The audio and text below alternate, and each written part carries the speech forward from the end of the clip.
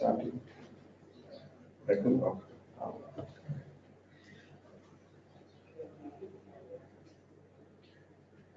Good afternoon, ladies and gentlemen. Welcome to this webinar on Practicing Leadership, Session 2. I am Mubin, your resource person. Let's start today's seminar by revising what we did in the last session. If you recall, the last session was about understanding basic concepts of leadership, personality traits, basic leadership models, and we gave you an overview, a broad overview about base methods of motivation and the related theories. In today's session, we will be covering leadership styles.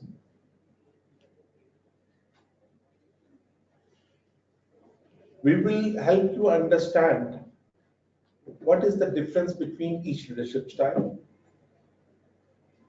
what is the meaning and characteristic of each leadership style, and we will also be covering and some important aspects regarding how to apply, what mental states and mental styles will we be requiring to use these leadership styles. As usual, the sessions will be interactive. I will be asking you to participate off and on in discussions, and we will have a short case at the end of the session. Let's begin our session on this leadership journey, the session 2, leadership styles. These are the leadership styles that we will be talking about today. And as we discussed last time, we know there are many leadership styles. We cannot cover all, but the major important leadership styles we will be trying to cover in this session. As you can see from your slide, the leadership style that we will be talking about today is autocratic, participative, laissez-faire or free rein, transformational, transactional. Plus, we will have a little discussion on leadership styles as depicted in Leadership Grid. At the end, we will have a case study. But before we start the session on leadership styles, let me highlight an important concept in leadership. These leadership styles require a certain mindset. Leadership is about having that specific mindset. Research has shown there are two types of mindsets that anybody at any time can possess. And when we say mindset, it is our beliefs, our values, our energies, our self-talk, how we approach this situation. Two mindsets that are popular, one is normal state and other is a fundamental state.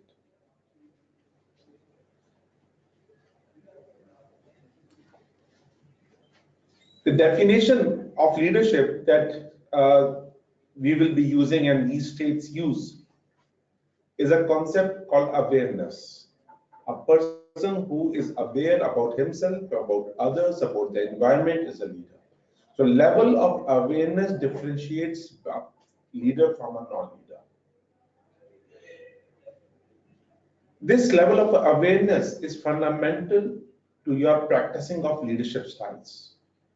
Your style is dependent upon the level of awareness about how people are feeling, how you want them to feel, what are the situations in which you are operating, and host of other multiple factors.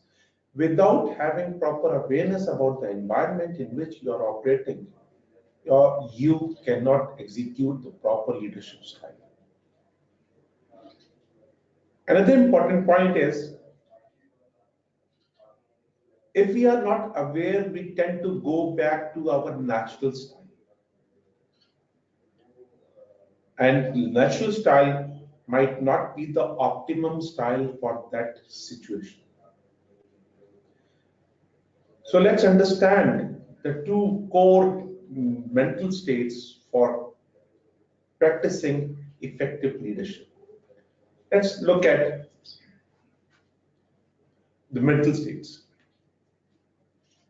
We have two positive and negative mental states in everyday life. Everyday life, we practice different mental states. We go into different mental states off and on. You might start the day with a very high positive mental states, but by noon you are down, and in the night you will again have positive. So we all the time we are changing our mental states from positive to negative, and from negative to positive. Each state puts us in a certain resourceful condition. In a positive mental state, we are more resourceful, while in a negative mental state, we are not that resourceful. In a negative mental state, we tend to lose our self-esteem, our confidence, and we tend to ponder and bother, think about many problems that we have rather than on solution orientation. In a positive mental state, we look for energy, not in ourselves, but in our environment as well. We look for solutions and we look for purpose. We look for something that can take us to a higher level. Now, this slide is a very important slide as it describes the conditions or the mental states that leaders has. If you see, there are 4 quadrants, and we are talking about a normal state of mind, leadership normal state. As you can see, the 4 quadrants, each has been labeled, starting from top left column, self-focused. Then externally directed, comfort-centered, or internally closed. So these are the 4 dimensions if you see. Each dimension depicts a certain focus of our mind. When we look at self-focused, we see we approach a situation, we are approaching the leadership position, leadership behavior from my own perspective, from my own self. I am trying to protect or portray myself as a leader. In this situation, my interest, my personal interests are superior to any other interest. And I seek to maximize my personal gains in this situation. Nothing wrong in it, but this is a mental state. When we move towards the second, let's see, externally directed, in this condition, when I'm externally directed, I'm looking at people, how they see me. I'm much more concerned upon my appearance and thoughts of the people. I'm people directed. I'm trying to present myself to others in the way others want me to see, or others as I want them to see me. And I want to focus on external results and external people more than internal. Similarly, moving to the third quadrant, comfort-centered, we all live in an environment in every day which is called comfort zone. Most of you, I hope, must have heard the concept of comfort zone, where we tend to do what we are good at doing. We do not challenge ourselves. We do not learn new things. We are reactive and avoid doing things that will put me in an uncomfortable position. We avoid challenges. Comfort zone is an important place. It helps us perform. But at the same time, breaking comfort zone is also important. But in a normal state, where we mostly are, we operate out of our comfort zones.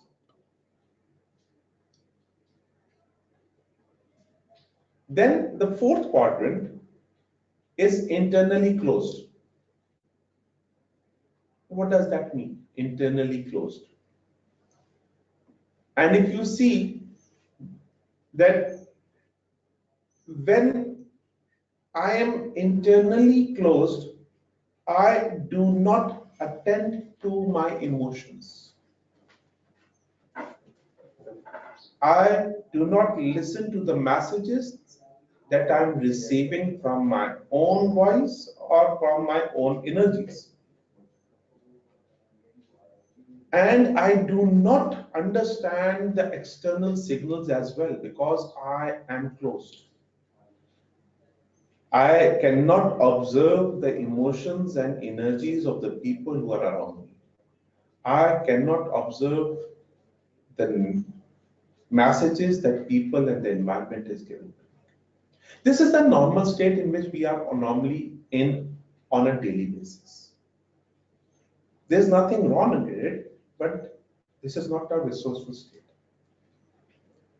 As a leader, when I am self-focused, I forget others. When I'm externally directed, I focus what's important for me.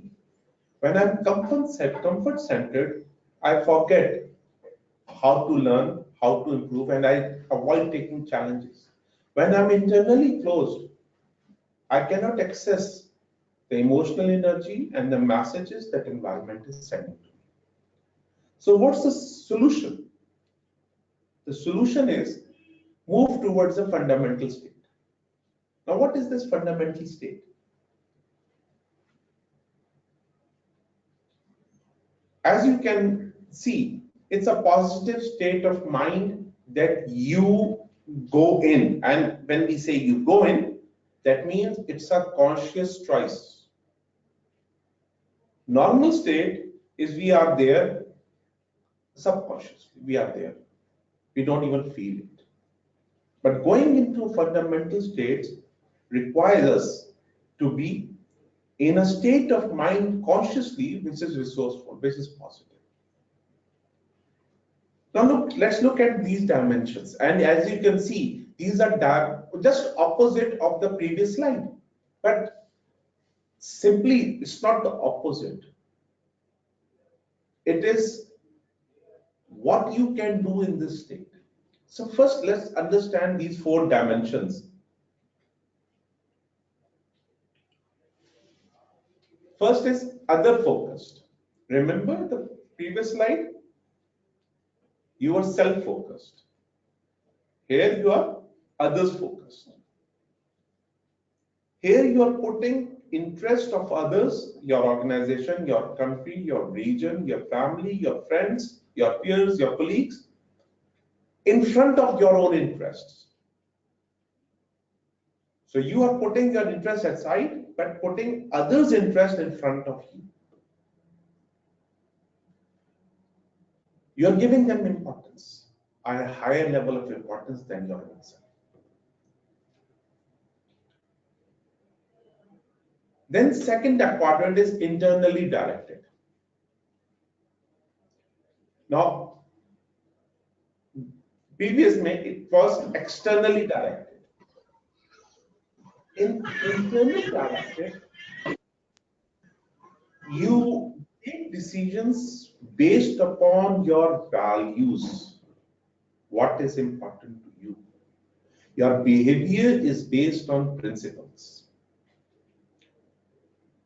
If you look at it, your behavior is based on perception of people, how they want to look at you, and the way you approach them. It's based on fear. Here, you are acting out based on your beliefs, values. So you are taking decisions based on your inner values, not external.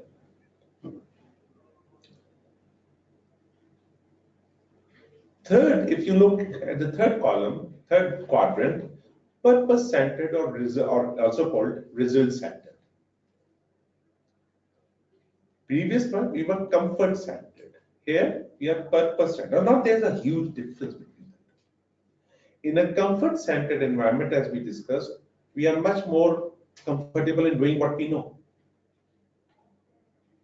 But purpose-centered quadrant asks you or requires from you to identify the cause that you are working for. What are the results that you are driving or you are wanting in your life?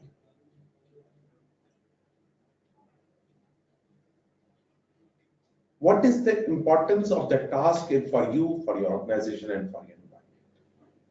We'll have a discussion on it little bit. Just first understand what it is. Then externally open, the last quadrant. And if you again look at last slide, it was internally closed. Here, externally open. You must have also noticed that here is externally open, internally directed, while in the previous one, it was internally closed, externally directed. So we have, it has reversed that one. Externally open. As a leader, we should be aware about we should be very much aware about what are happening in the environment. We should be open to the changes that is happening. We should be open to the feelings, concerns of our people that are associated with me. I should be able to listen and adopt and learn from the environment. If I'm close, I cannot improve, I cannot learn. So leadership is practicing what you know, is knowing this level of increasing the level of awareness that you have. How do you move? Question is, well, we all know that these are good, but question is, how can I move from normal state to a fundamental state? That's a major question that we will be discussing here. Can I do it on my own choice? What steps do I need to take to move from normal state to fundamental state? Let's answer this question.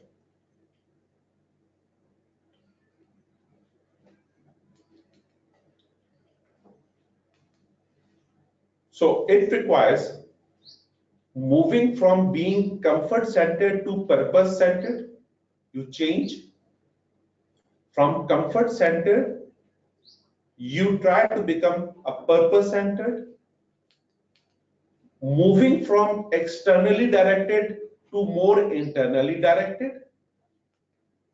Moving from self-focused to being more focused on others. And moving from internally closed to being externally open. So these are the 4 types of changes that we require in our thinking, in ourselves, in our approach to our environment and to our people. Only then we can move from a normal state to a fundamental state. So let's see what changes. First of all, from comfort to purpose, from external to more internal, from being self to other, from internally closed to being externally open. These 4 changes are required. How do we do that? Now let's look at each one step by step. So there are 4 questions that we will be asking. Question number 1. How can I become a purpose or result-oriented person? So ask this question. The activity that you are doing, if you are taking an exam, if you are going to a class, you are working, or I am giving you this lecture, what is the purpose? Identifying the purpose of that activity. What result do you want to create? And remember, you can never achieve your life goal if you cannot define the result that you want to achieve, if you cannot measure the result, if you cannot see the result. So the most important thing is you should know whatever you are doing, what will be the end result. And this is what vision is all about. What is the result? What will happen if you are working in an organization and a task has been given to you? Do you know the end result? What will happen? For example, if you are required to produce a report on financial analysis, what that report will do? Why should you develop this report just because somebody has asked? So be result oriented. Whatever you do, understand the consequences, the results, and if you cannot link yourself, if you cannot put yourself in the situation of that person who is taking the decision on the result, on whose personality and life the result is impacting, you cannot make that decision. So you should become a person involved in that result. For example, you're asked to motivate some person.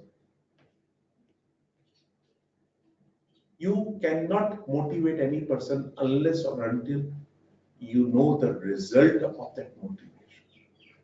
You believe that result. So, first thing, before we start anything, result oriented. And as Stephen Covey in his book, 7 Habits of Highly Effective People said, begin with the end in mind. This is what result orientation is. You must know what you want. And if you take it to a higher level, to real life, a higher level, what is the purpose of your life? A very difficult question, very few people can answer. But coming down to a lower level, what is the purpose of the task that you are doing? Become result oriented. So if you look at your life, when you become health oriented or fitness oriented, your eating habits change because each food that you take, every activity that you do is result oriented. You know at the end what is the result, so you have a purpose to do that activity. Second question, am I internally directed? Now, what is internally directed means? How can I become internally directed? We'll discuss it a little bit later. Am I other focused? When you are others focused, you are more empathetic. You put yourself in the shoes of others. You tend to see picture from others' perspective. And am I externally open? Are you open to feedback and learning? At this point, before we move forward, put yourself in those two graphs that I have shown, normal state and fundamental state. And look at these 4 questions. Where do you feel you are more of the time and right now? Are you in a normal state? Are you in a fundamental state? On these 4 questions, do you know what results? Are you internally directed?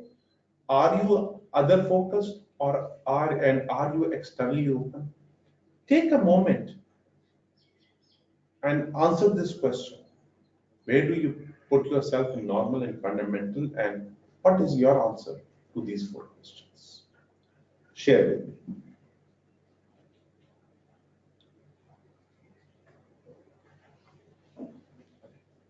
Yeah, we are waiting for the answer. Do you want to mute? Do you want to mute the microphone? No problem. दिखा दें कुछ अभी है. So ये है.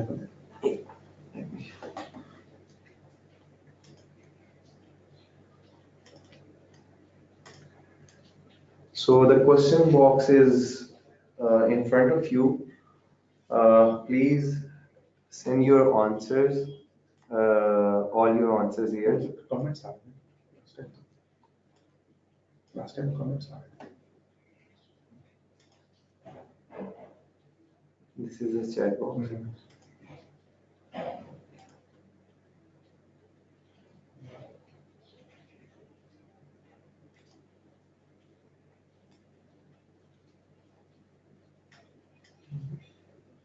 So ask yourself these questions. Are you internally directed? Are you externally open in any given moment?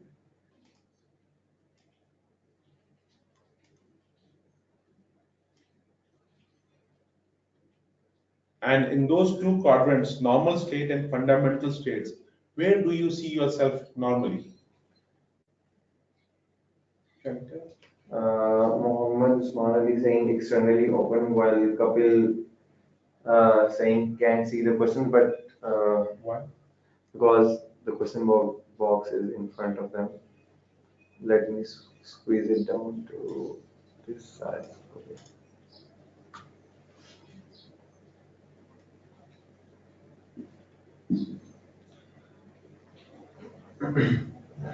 Imtiaz Ahmed saying result driven.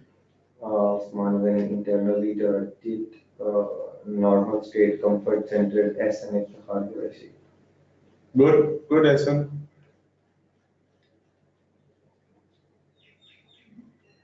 Normal state, internally open, comfort centered.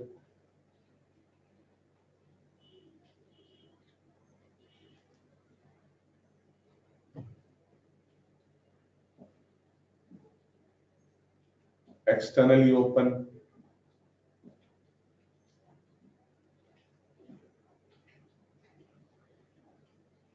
Asad Asim saying, I see myself open to change and always consider my colleagues' well-being. I joined the meeting late so can categorize. Mohammed Salman, externally open. Excellent. So now let's answer these questions in a bit more detail. Okay. Okay, let's move forward. Am I result centered? What sort of thinking do I require to become result centered? And remember, in our life, we are most of the time comfort oriented because we like to do what we know and we like to do the way we know. We are not changing all the time.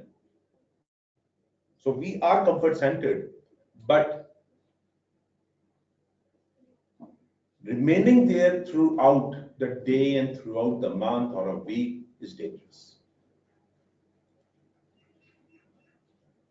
We tend to avoid changing things. Look at your own self.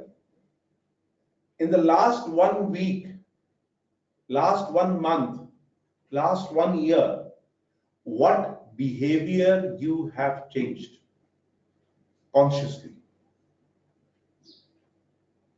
What skill, new skill have you learned consciously?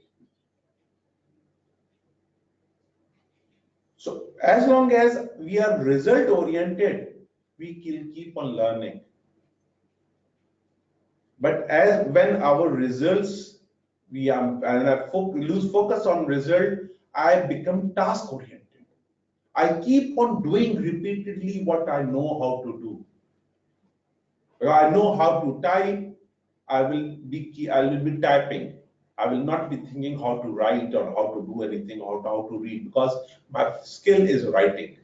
So I just write. But I will not be learning new shortcuts, new keys in Microsoft Word or PowerPoint or Excel. So question is, ask yourself this question. In the last 1 year, what conscious results have you been pursuing?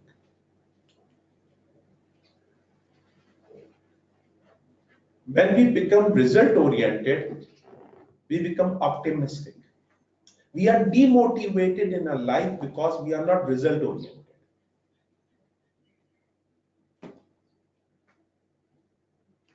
We are task oriented.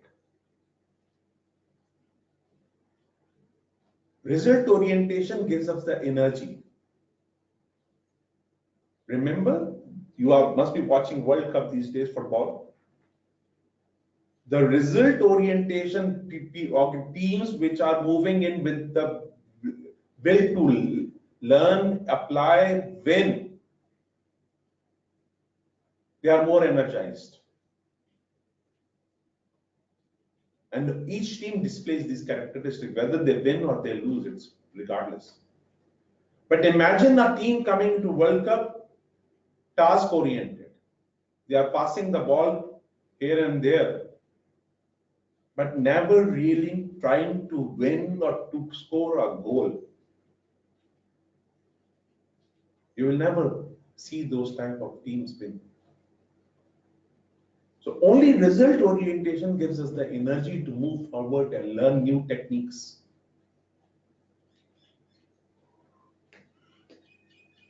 So how do we break out of our comfort zone? When we try something new and we keep on doing it again and again and again and again till it becomes part of our belief systems, our skill set. And we become comfortable in doing that again, those new tasks come up as a part of our comfort zone. So we keep on expanding our comfort zone.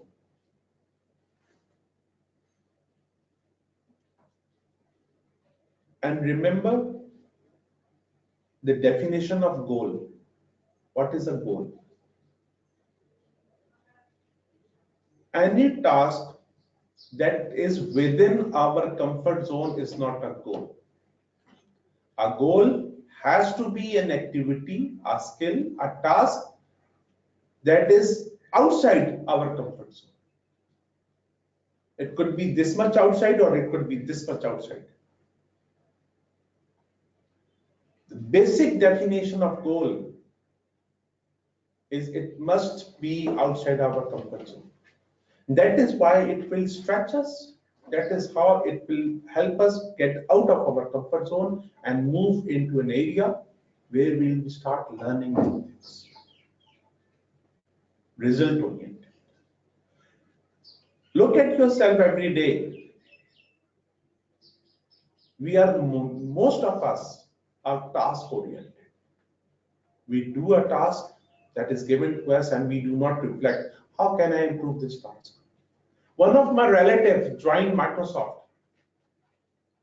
After the 3 months are over as probation, he went to his supervisor and said, what should I do? Give me my job description and some goals.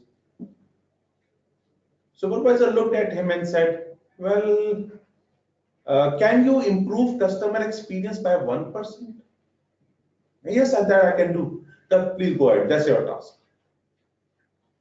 So creating a 1% change in whatever you do brings 100% change at the end of the day. Result orientation. Then comes the internally directed, the most difficult thing. And please mind it, it's the most difficult thing. Very easy to say I'm internally directed. Very, very easy, but the most difficult thing to do and to act from this state. It's very easy to become result oriented compared to what it is.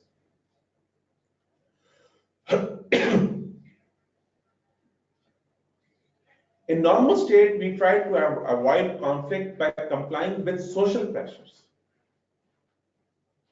In normal state, please read again. We try to avoid conflict. We try to avoid conflict by complying with social pressure. However,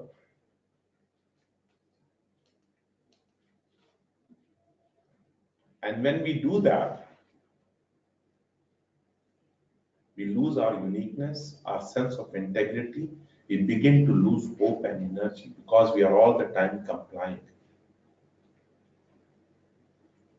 And when we do this, this takes us away from our core values. In order to become internally directed, we need to challenge, we need to have courage. And that's where the leadership starts. Now, what is internally directed means? Internally directed means you have your own set of principles, and I mean own.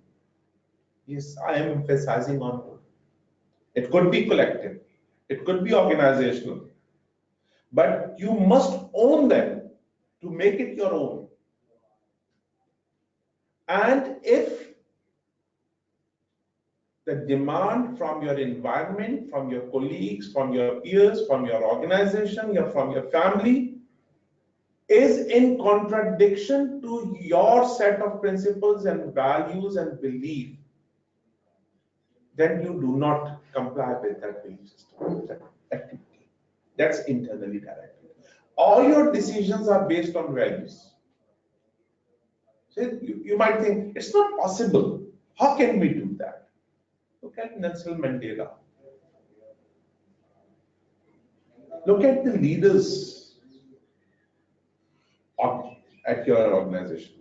Those who are creating change are always those who are propagating a different set of values and importance and principles. They are standing against the normal concepts of how business is done here. They challenge the way business is done here. Look at Steve Jobs. He challenged our way of working, way of living, way of thinking, way of seeing.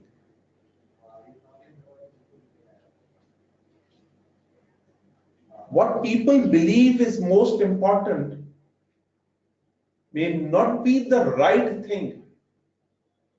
For example, complying with the pressures, people might say, hey, it's normal, let's live and let others live, let me live.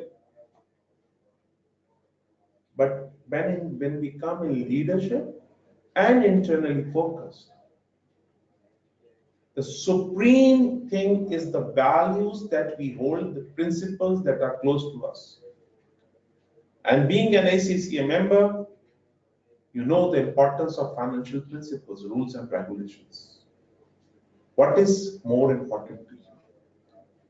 All top leaders, be they corporate leaders or political leaders, they are known for their values. When they stick to the values that they have, that's why they become leader. That's why people follow them. So it's very easy to say I am internally focused. But one of the most difficult things to practice, how will you react when things will come in conflict with your values and principles? That's a major challenge, and there's no easy way out. All big movements have been started because of the conflict in the values. Be it Russian Revolution, be it French Revolution, or any other revolution that you can think of. Values are fundamental to your decision making and leadership. Then comes the concept of am I other focused? Normally in everyday life, and we are much more concerned about our own self, our own well-being, our own betterment, and there's nothing bad in it. We all are made, and we all are made in the way that we prefer our own goodness. That's perfectly normal. That's why it's a normal state. But going in a fundamental state requires a different mindset.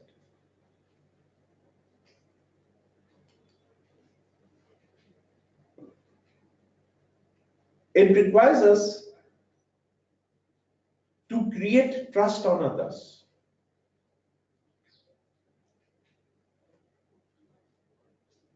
to believe that others are also important and their concerns is also important.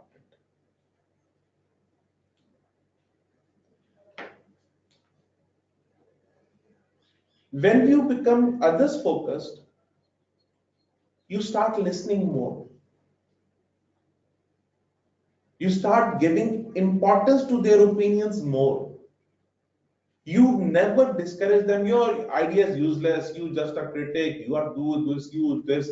No, you listen very sincerely. You trust them and you extend your trust to them. Whatever you are saying is right. I need to see things from your perspective. That's other focused. Listening with full intention to understand. Empathy. When they raise their concern, you go into their shoes and look at the situation from their point of view, not your point of view. Your point of view could be diagrammatically opposite to what they are saying. But you do not impose, you listen, you reflect, you understand. You make them feel important. You share with them their cause and they share with you your cause. But you clearly tell them, I am working for your cause because your cause is much more important than my cause. So how you communicate this thing to other, that's the art of others focus.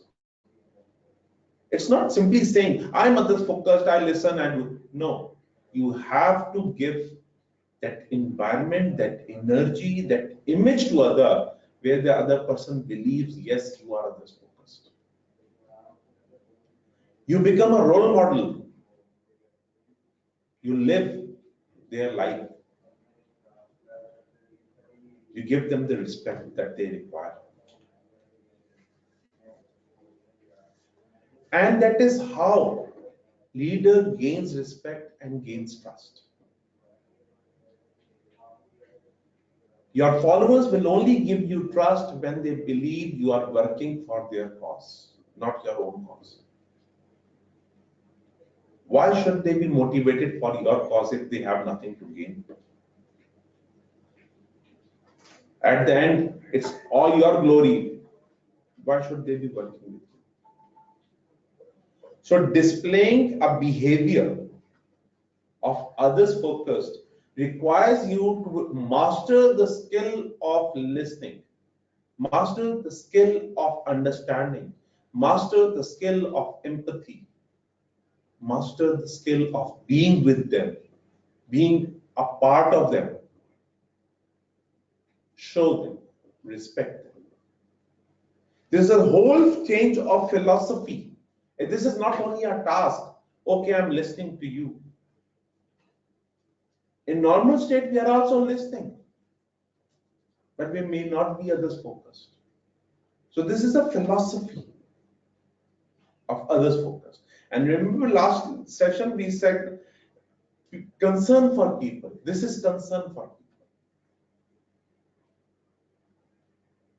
You really feel the pain for people.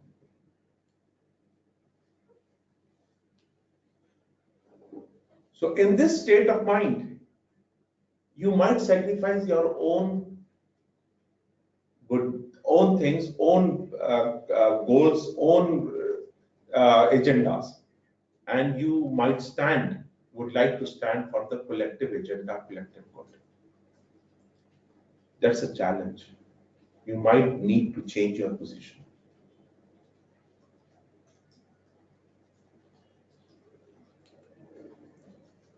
Am I externally open?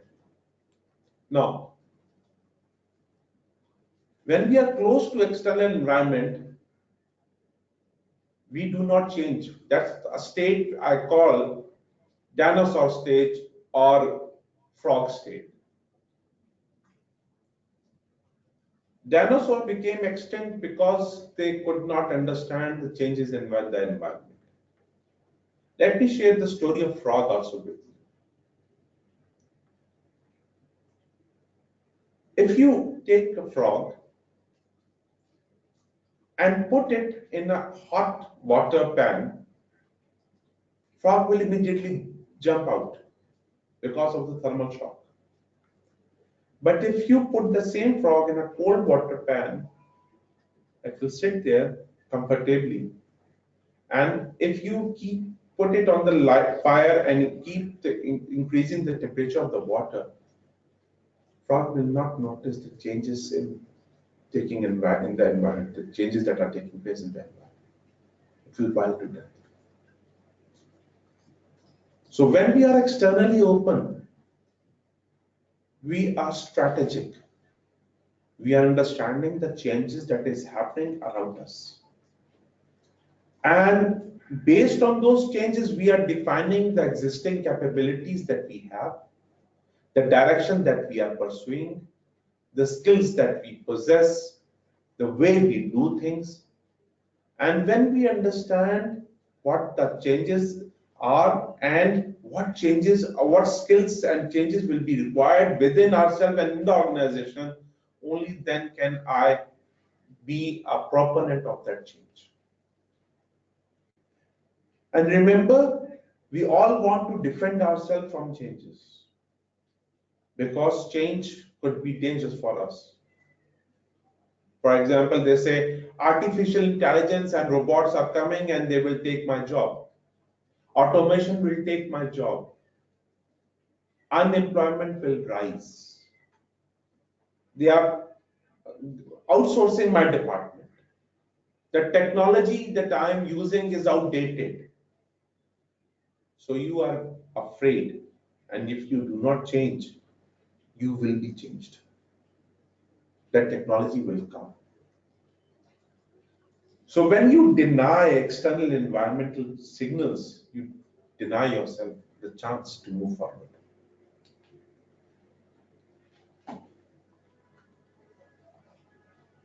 And remember, although we cannot control the environment, but we can control our behaviors to respond to those environments. We have seen how BlackBerry has gone out of the market. We have seen how Nokia has lost its market share.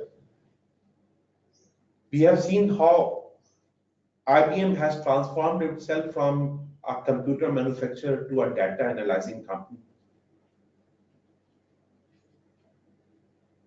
If you are externally open, you will be learning new skills, new capabilities.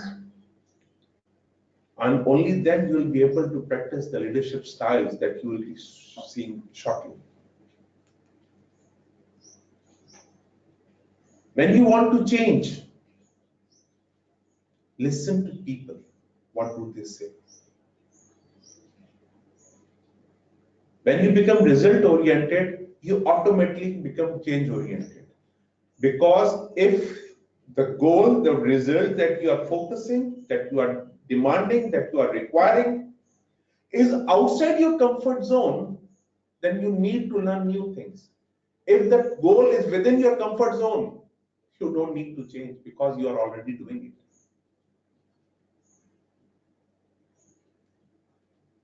So as soon as you become result oriented, you have to become externally open so that you can get the feedback from people, you can learn and you can change.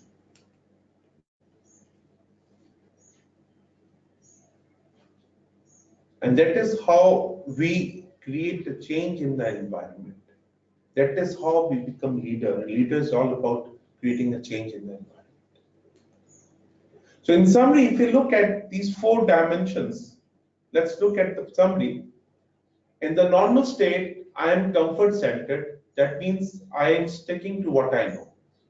While in the fundamental state, when I become result oriented, I go beyond my comfort zone and I pursue ambitious outcomes, new ventures, new things. In the normal state, when I'm externally directed, I look at people, how can I make them happy?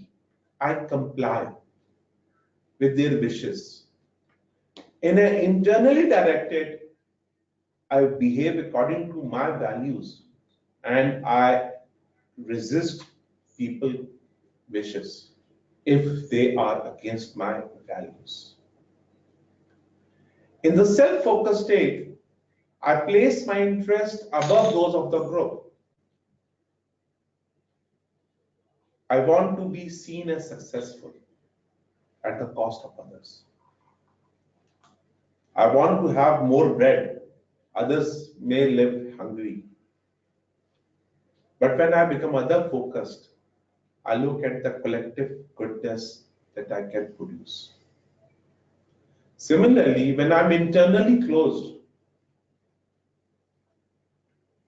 I act like a cocoon with a shell around myself so that nothing comes in my way. I act as an ostrich with my head in the sand. I'm internally closed. And when I'm externally open, I'm open to everything, to all the learning and all the feedback. So these two dimensions, normal state and fundamental states, they are not just an ordinary statements of yes, you go into that state or go into this state. Rather, they represent a fundamental shift of philosophy, your own philosophy. The philosophy of fundamental state is you becoming resourceful, you becoming a person who is learning oriented, you becoming a person who is a strong ethical person with a strong character, integrity, person with courage, yet flexible, able to accept mistakes, yet readily learning new methods. It's a change of philosophy, change of outlook toward of your life. And if you want to know, have you ever been in the fundamental state? Yes, we all have been.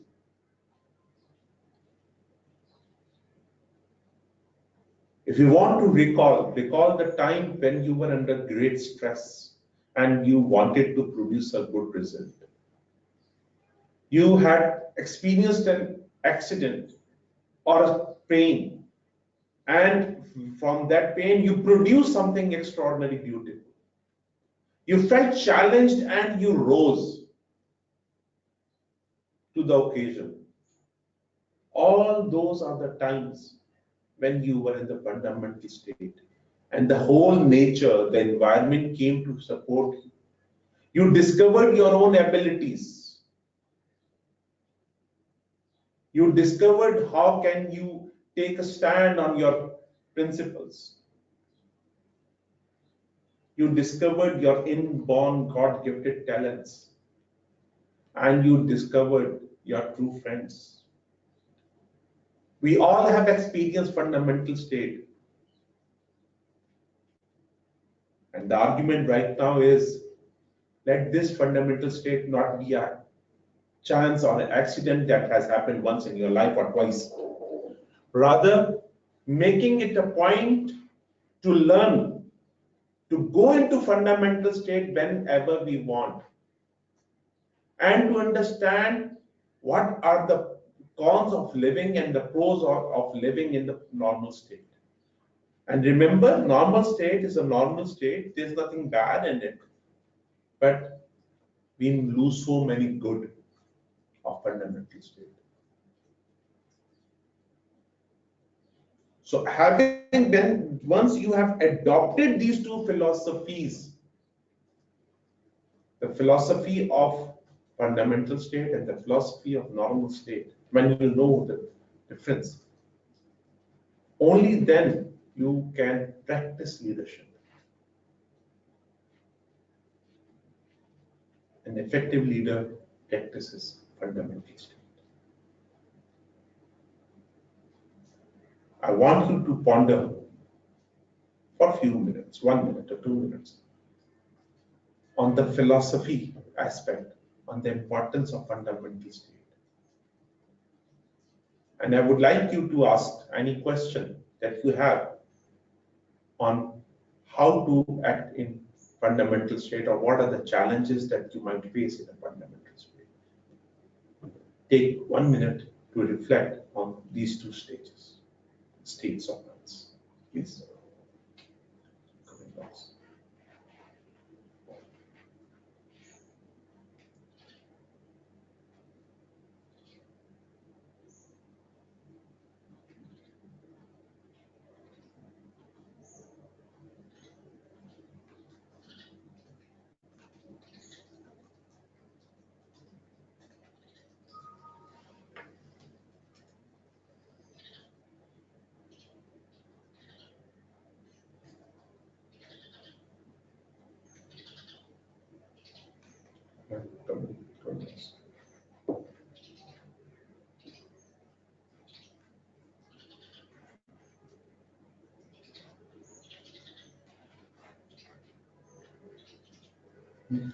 Question box open करें सच में easy कर नहीं ना ऊपर से आपको नहीं sir ये नहीं है क्यों ऊपर ये नहीं है अच्छा sorry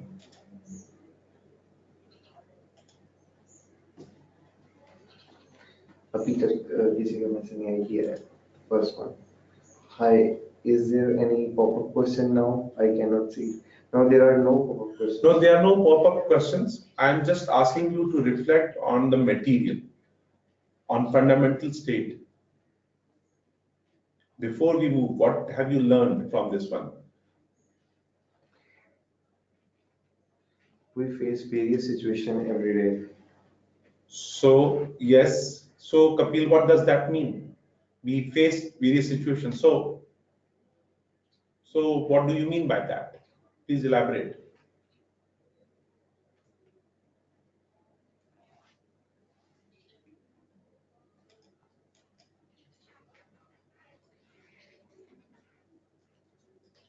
yes we are but the question is do you know how to move into fundamental state by choice if you do not have the awareness and the choice you will live in the normal state and that's a bad state in that given situation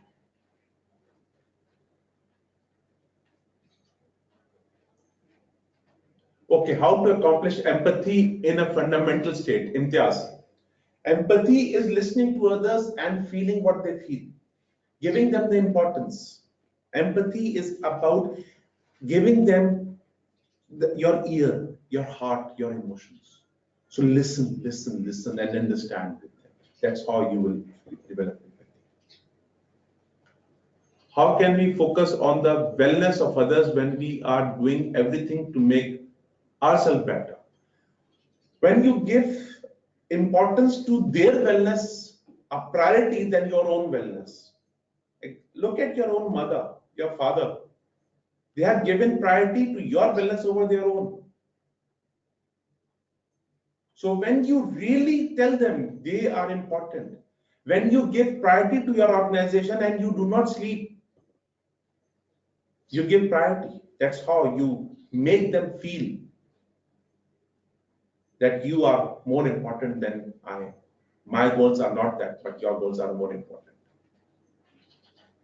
first by becoming aware of the need you succeed by inclusive in nature okay and we have to think new ideas every day yes Kapil very nice remember yes the last message was from Kapil I am in a family business where we are result oriented people excellent Kapil you are result oriented but are you other oriented are you internally directed or externally open understand we at times we all are result oriented and we like to think ourselves as result oriented people but result orientation requires you to develop new capabilities not in only in yourself but in your department and your organization it's thinking strategically is it effective in the long term giving more importance to your organization even if no one notices oh yes again remember you when you become in a fundamental stage you create a change in the environment that's a long term fundamental state creates long term change whereas in normal state we do everyday task So when you say nobody is noticing, you are externally focused, internally closed. So remember, you have to move, you have to switch from one dimension to another dimension.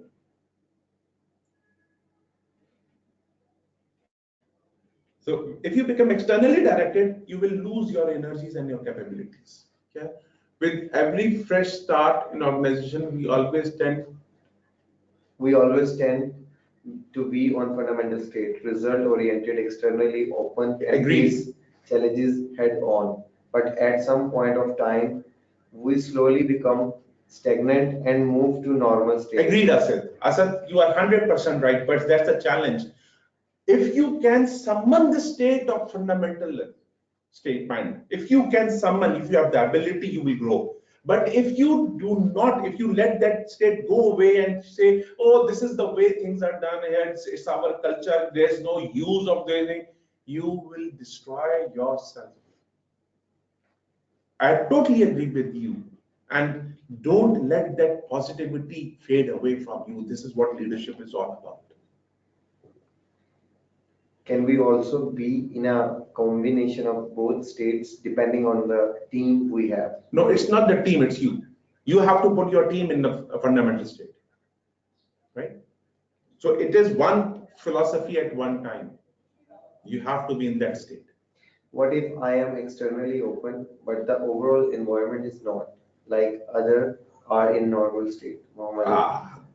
We will discuss it right now. That is what leadership is all about. Pushing them from their normal state into another, into a different state. This is what leaders is all about. Motivating them, influencing them. This is what we are talking here. The whole environment could be against you. That is why leadership is there. What if I'm externally open, but this environment already right, Mohammed? Yeah. So please understand leadership.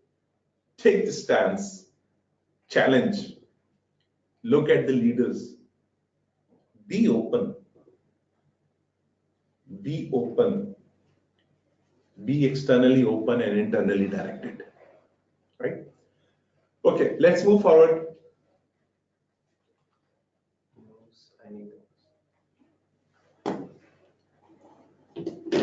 One more question. Okay. Sometimes it becomes very hard to motivate your team. Will fundamental state motivate them? I would like to rephrase this question. Will fundamental state motivate you? You can motivate others only if you are motivated.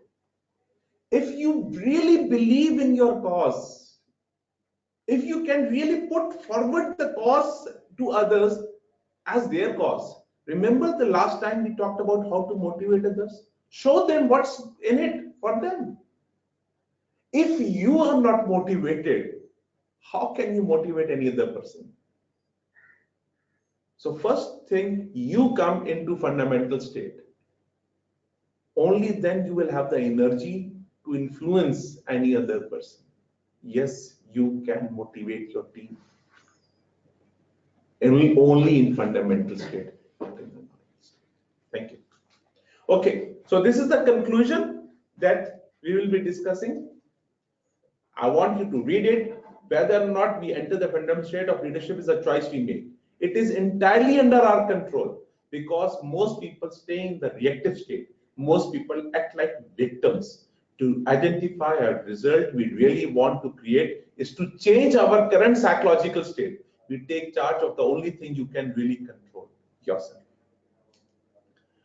And once we enter fundamental state of leadership, the meaning of current reality changes, and this is very important. Your reality is how you define it. There is no reality, but the way you define it. To experience new meaning is to make new assumptions. When this happens, our old logic melts. We see things we could not see before. We access resources of which we are unaware. As our awareness increases, our ability to make a difference increases. We begin to create. Leadership is a journey of creation. Let's create change. Let's create a new world. Reach out. Start from your own self. Create a new you, a 2.0 Mobeen 2.0, And that is what I've been doing all my life. And I can assure you my journey, and if I share with you the journey that I have gone through, I was nothing. I didn't know how to talk and how to stand. It was because of my mentors, my gurus, my teachers, my friends, my loved ones, who helped me see the world, learn the world in a new way. Every day I seek to learn one new thing, one new concept, one new behavior. I need to learn, otherwise I'll die. So this concludes our fundamental mindset of leadership styles. Let's move into leadership styles. There are, if we categorize all theories of leadership, there are four major theories of leadership. Management by command, the old theory, old school of thought. Management by objective, practiced, much practiced, but still an old school of thought.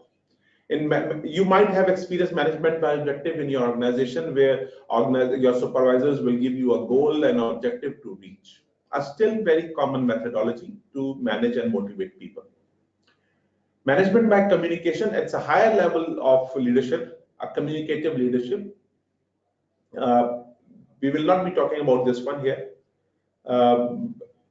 It requires how do you spend your energy and how do you communicate with your followers and everything. We'll touch a little bit on communication when we talk about transformational. And the last is management by vision. This is again a higher level of leadership where you practice developing and communicating vision to your team. We will be discussing this type when we're talking about transformational leadership. So these are the four main types of theories of leadership. Now, leadership style is the relatively consistent pattern of behavior that characterizes a leader. What is leadership style? A style is your behavior, your approach, your belief system. When you believe about something, some person, you approach to that person with a certain mindset, as we discussed the fundamental and the. But leadership style is your problem-solving style, your communication style, your interaction style, your decision-making style. So various styles, various approaches to problem-solving, decision-making are incorporated in leadership styles. Today, we will be discussing, other than except situational leadership style, we will be discussing all other styles. Situational leadership style, we will be discussing in our next lecture. So, go to your handout, the file that I have given you. Fill the first questionnaire, know your leadership style. Take 5 minutes to fill it out, and we'll be back after 5 minutes. Thank you.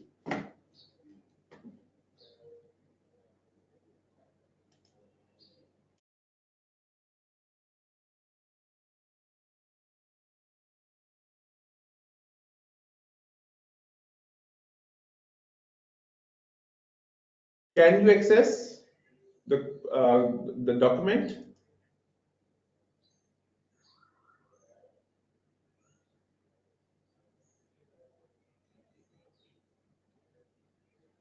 Thank you.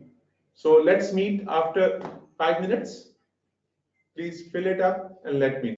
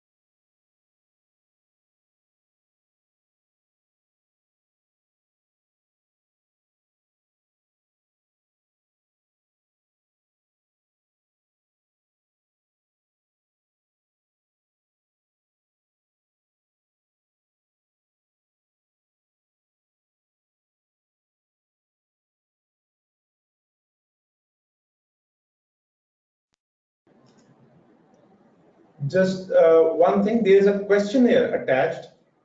Don't look at this style only three. Fill in the questionnaire, and then you will be able to identify what is your style. Access that practicing leadership style handout, the know your leadership style. There are 30 questions. Please fill those questions, and then you will be able to find out.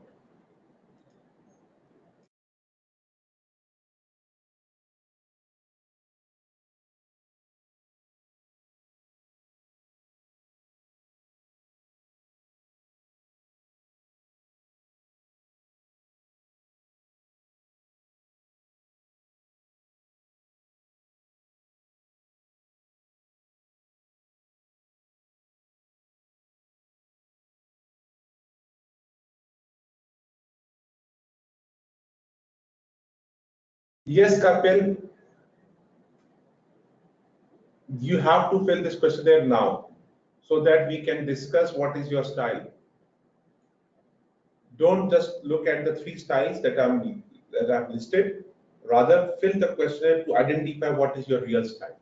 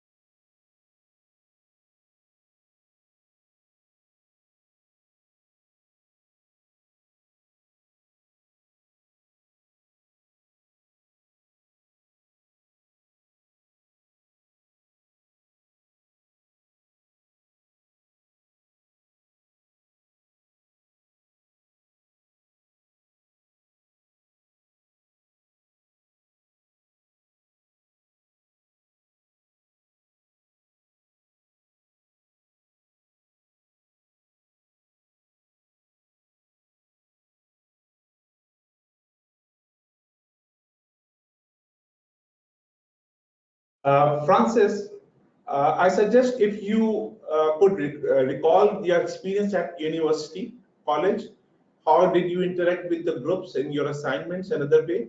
So you have been practicing these styles in your life. So it's not necessarily you practice it in your office. So you can reflect it in your daily experience.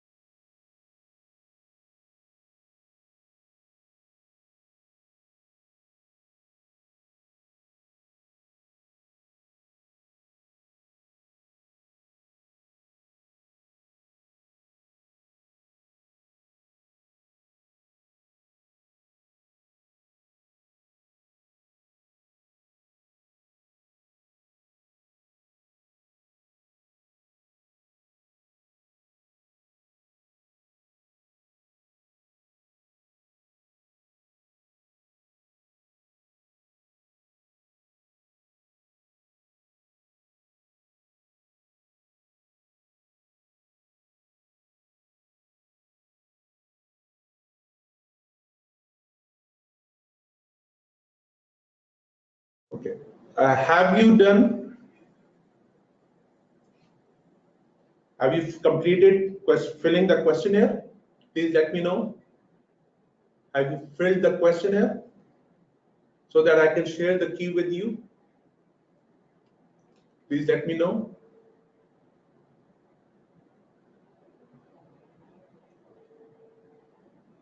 So you need 2 more minutes? 3 more. 3 more minutes. Okay, let's give you this time. Let's wait for 3.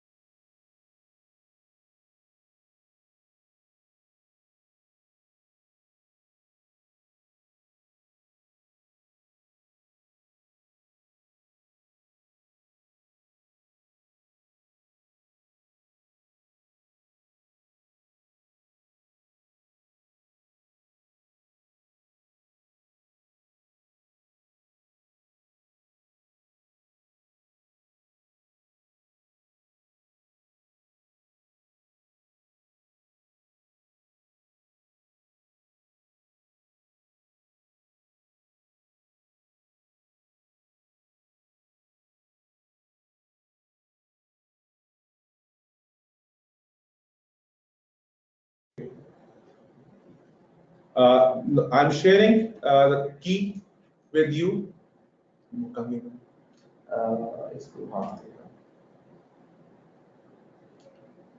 This is the key.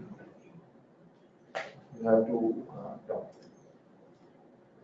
Once again, click on the slide. Okay. Slide. Yes.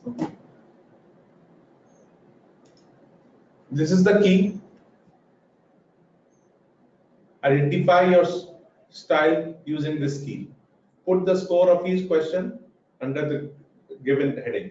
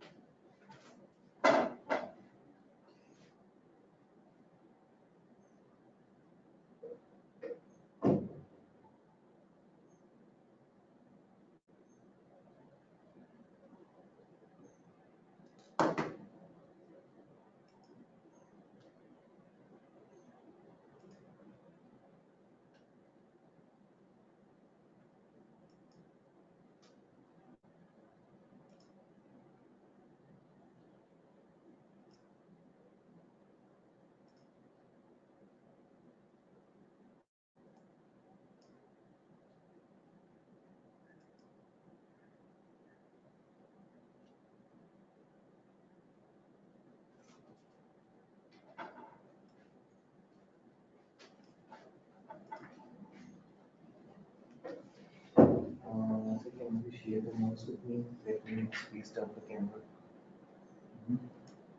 Let me squeeze down the camera.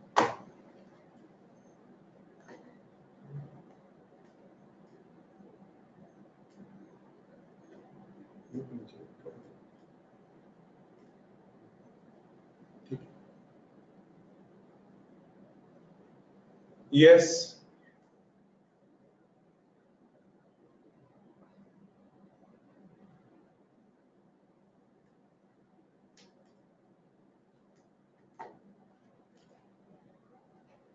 Okay, you can do it on your own later on. You have the access. So now let's understand the three styles.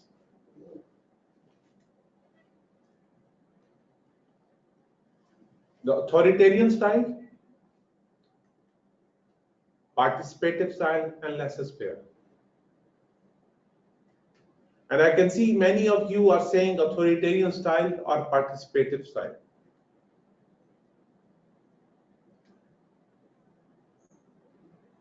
And again, I will urge you to understand these are the basic leadership styles. They could be your natural styles. But in order to practice leadership, you need to learn how to apply each style. Each style has its own strengths and own weaknesses, and it is required in a specific situation. But if you are approaching from a natural style, if you are autocratic, then it's like you are approaching every problem with only one style. If you are participative natural style and you are approaching every problem with participative style, that is wrong. That is, if you have a hammer and you are trying to do everything with the hammer, that's not the right way. Sometimes you need other instruments to do your things. The most common styles that we naturally do is autocratic, authoritarian, and democratic. In democratic style and authoritarian, because these are two natural styles to us, we do not think much about them. What is it and how to do?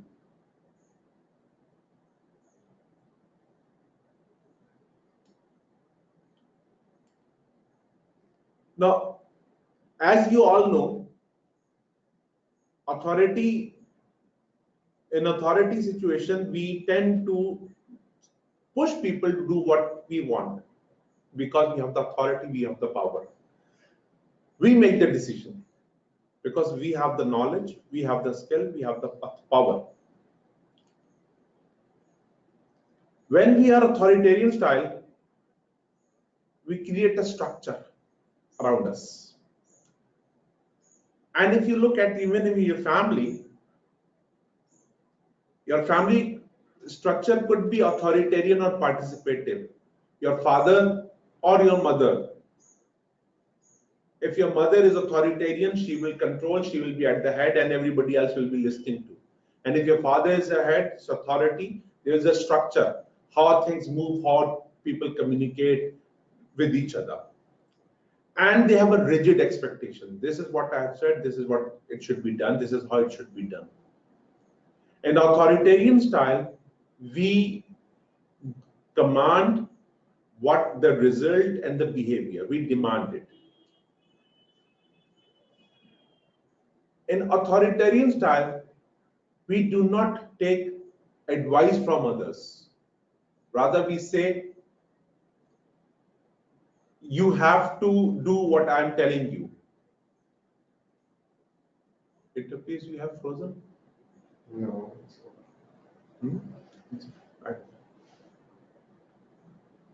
In authoritarian style, It is working fine on our side because only one individual is mentioning this, and I am cross-checking your video over this system. This system is for system one. उनका कुछ lag issue. If we are naturally authoritarian, we will hamper progress, not only ours but our team as well.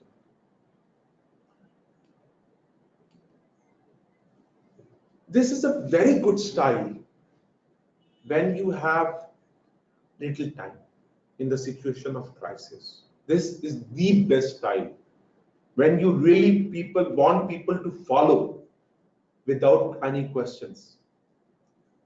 This is a style being used in army for the lower level, not at the higher level, not at the brigades and generals level, no. At the lower level, at where the army is combating with another army, Authoritarian style is the best, the war style.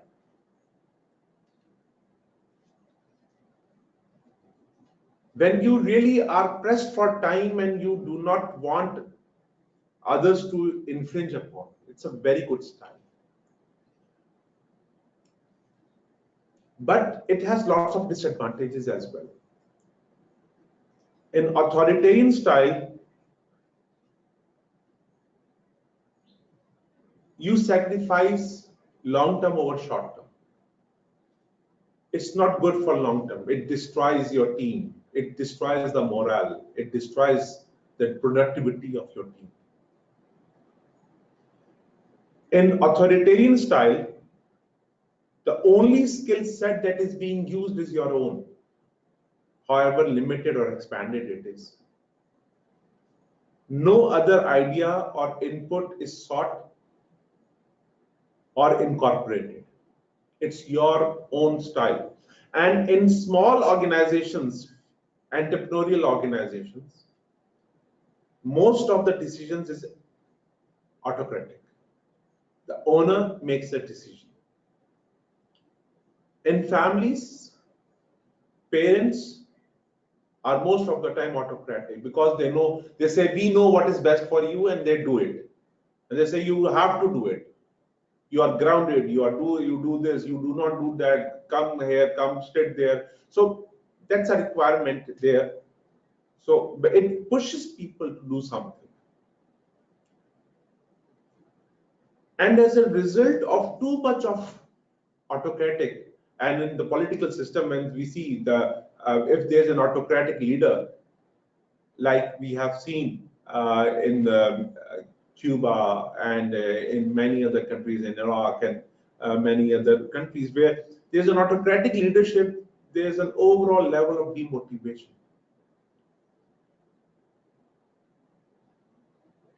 Because people do not feel that they are important. Leader does not invest time and energy in its people. And it makes people too much reliant on the leader. They believe we cannot think. Even if we think, what will be the use? Nobody's listening. So when children are small, you see parents are using autocratic style. But when children start growing up, that style do not work. It does not create the required growth in the mental and capabilities of the children. In our organizations, our bosses who have risen through the ranks because of their experience at times become autocratic because they know how things are done in this environment. You should do this way. So when they start pushing you, you start saying, what the nonsense? I'm here, I'm educated, I know how to do things. These things need to be changed. But nobody's listening, so you become demotivated, and sooner or later you start to think of how can I change my job? You become demotivated. When you practice authoritarian style, you take on all the burden. It's your responsibility. You have to do it. So you are burning the midnight oil, you are running all around because there is nobody to trust. You are in angry state because you have to execute. You are ordering everybody. So all the time you are in angry state. So that's a state of stress. Results is too many conflicts. Shouting, abusing. Authoritarian philosophy says, I am the best, I know the answer, and I do not give respect to others.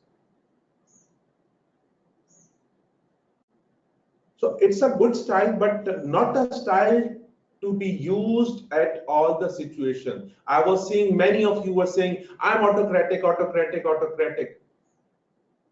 I agree, that's your natural style. It's good to be autocratic. It's good that you can execute in an autocratic style.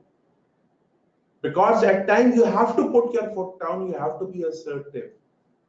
If you do not know how to take control, you will lose out. But you should be very careful. It's not the best style. You need to learn, you need to change.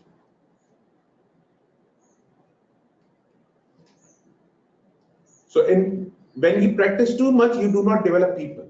You do not invest energy, emotions, and trust in people. They do not learn any new thing from you or from them. So it's more worker-oriented people, where you are task-oriented person. You say, I can do this every time, repetitive tasks. It's good. Where people need to be motivated through push, through theory X beliefs. It's a good, but not in other situations. So when you feel that the level of task is low, you use this style.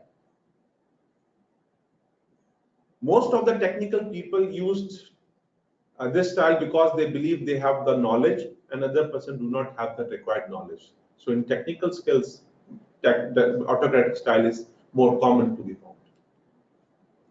Let's look at democratic leadership or participative, one of the most common styles.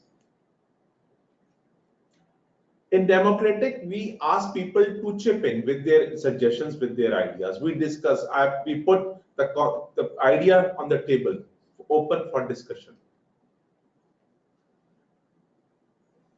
Everybody shares his or her opinion and improves the program, the project, the ideas. But the important point in participative, the decision power is with the leader. The team can only give advice. It's up to the leader to accept or not.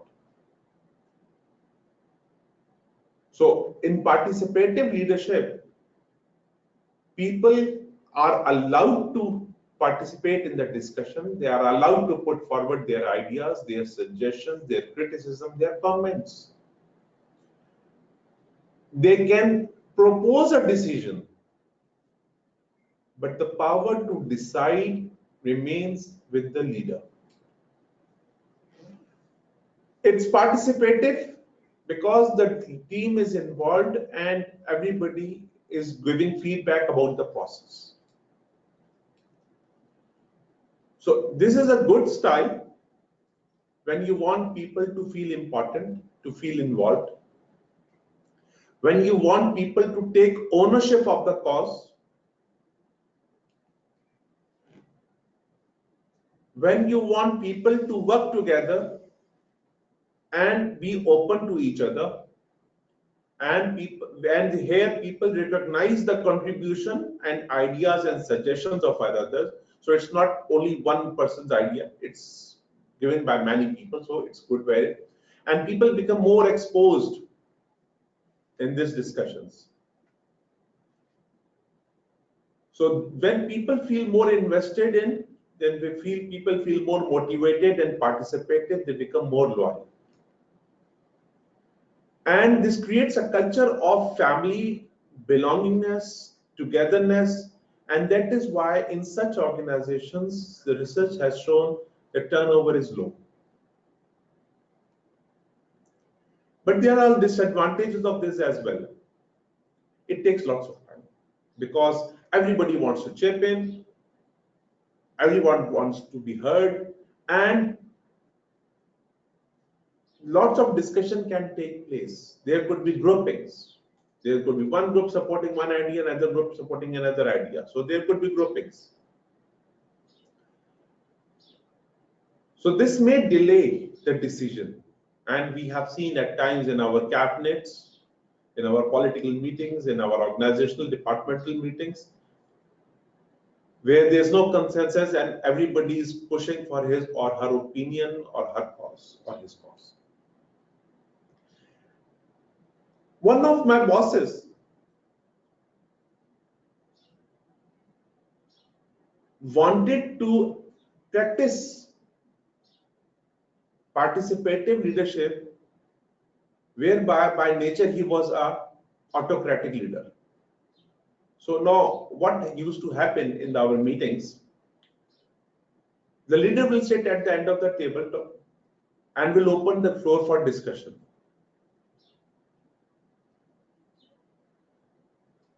And during the discussion, the leader will take over the discussion, will give a shut up call to others, will promote his own point of view, will give long lectures about his opinions, and will tend to make it look like a participative, whereas it was authoritarian.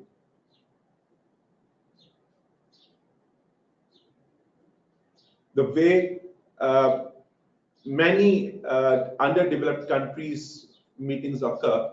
For example, a recent remark by Mr. Trump, joking remarks that when Mr. Kim of Korea speaks, the people become very attentive. He said, I want you to do the same.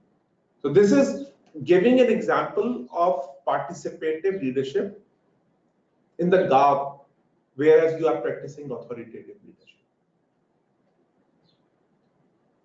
So in authoritative leadership, you really have to give value to others. So it is an important style when you really want team to take ownership, when you really want team to develop its capabilities, its skills. You want to create an environment of harmony and interdepartmental collaboration. You want to put multiple minds on one topic so that it could be thoroughly analyzed. So it's a very good style to practice. Now coming to this, how many of you have a high score in this laissez-faire leadership? Or second highest? If not the highest, how many of you had the second highest score in this style of leadership? Can I see the comments? Yes.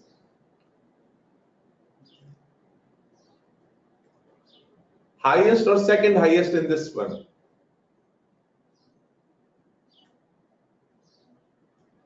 Zishan, Shakil, Ahsan, Mohammad Ahsan, Hira, Arsalan, Imtiaz, Shahzad, excellent.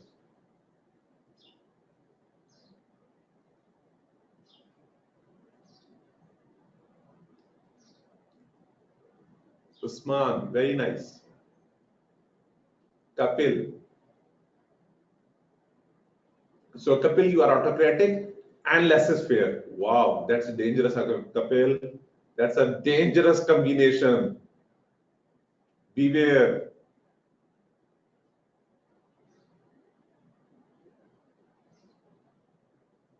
Very dangerous. That's even more dangerous.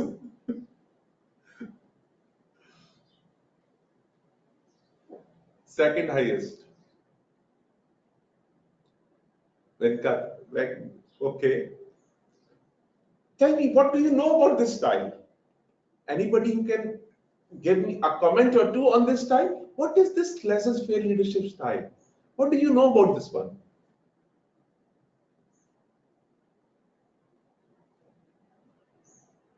Before I proceed,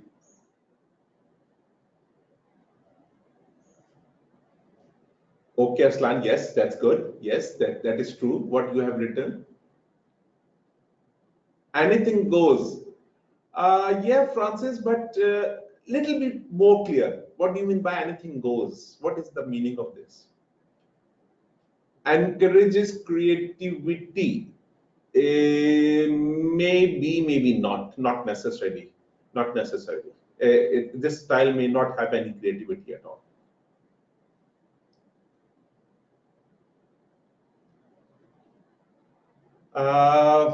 Employees welfare is put before, not necessarily.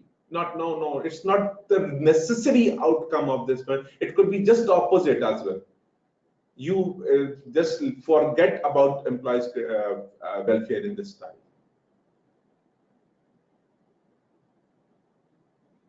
Yeah, Hassan, this is good. Direction is given to team, yes. Yes, Francis, you accept whatever the employee suggested, but it does not always mean good. I've experienced it. It's sometimes so bad you can't imagine. Rather have their way, thus the leaders isn't in control. Yes, Yes, Francis. Premise. Let others have their way through the leader isn't encouraged. Premise. You are right. Delegate some task to employees. Very good, Musa. Yes, yes, yes. Okay. It empowers employees to take decisions and show their capabilities. Here, yes, Hira. Okay. Now let me just highlight it. Good, good. Good. This style, laissez-faire, is one of the most controversial style. For some, this is lack of leadership, no leadership. While for others, this is the highest level of leadership. So it is in between any two. It's free rein. It's also called delegated leadership style. Let me give you an example of a good and a bad leadership style in laissez-faire. So if you do not know what it is, it's the worst style. But if you are using it consciously, it could be the best style. So that's a very, very important point. If you are just practicing as a natural style, that means it's no leadership. It's a let it go. Anybody and everybody is a leader and there's no direction and everything. But if you're practicing as a conscious style, it could be one of the best styles. Now, in laissez-faire style, as most of you have said, it's a hands-off. Leader does not interfere. It gives the control to its members. Yes, it is. One of my bosses had a natural style of laissez-faire and autocratic. Now, what he used to do, he would give us a task. He would give us and think something to do. He would ask, "I do this," and will give us no time frame, no nothing, no goals, no guidelines, nothing. Just, oh, I think we should do this thing. And my whole department and everybody will start doing it. After 3-4 months or 6 months, he will take control and will say, no, you have not done anything, and then we'll take control. So he's moving from laissez-faire to autocratic. In laissez-faire, we allow team to make decisions every day. That's the important point. But how do we do that? What is the process? That's very important. Without process, this is the destruction of the team. This destroys the culture and the capabilities of the team if it's not done properly. When you give authority to a person, remember, first we must ensure this person is capable of that or not. Developing the team is very important.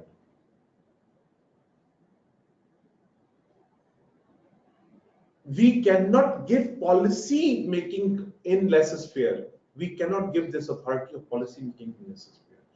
This will destroy the whole fabric of the organization. We can give day-to-day operations. Okay, you do this, free hand to a certain extent.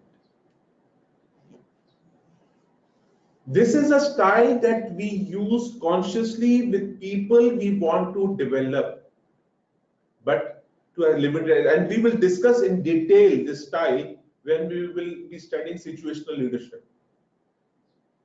This is a style that you apply in situations. That's a telling style, selling style. We will be discussing. But when you do it naturally without understanding the dynamics, the procedures, the rules and the regulations that are required, and the thought process that goes into laissez-faire, that's no leadership. You do not know how to control, how to do it. It's like a teacher standing in the class and he has no control on the class. So students are doing whatever they want to do. Somebody's playing on mobile phone, they are chatting, they are writing on their manuals, and not everything is happening, but there's no control environment. That's the laissez-faire type of leadership. On the other hand, teacher has given assignments to certain groups and then given them free hand to work on their own. This is also laissez-faire. So one is total chaos, other is a directed learning. So both are laissez-faire. So laissez-faire, when we practice, team feel motivated because we have empowered them. So people start applying their creativity to grow and to improve. On the other hand, when it's chaos, there is no creativity. It's total confusion. So we show our confidence, and it can only be applied if the team is mature and skilled. You cannot apply it to an environment where people are not mature or skilled.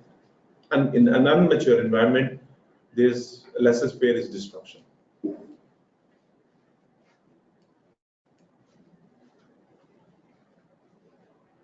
So we need to understand that structure and the job requirement before we can practice laissez-faire style.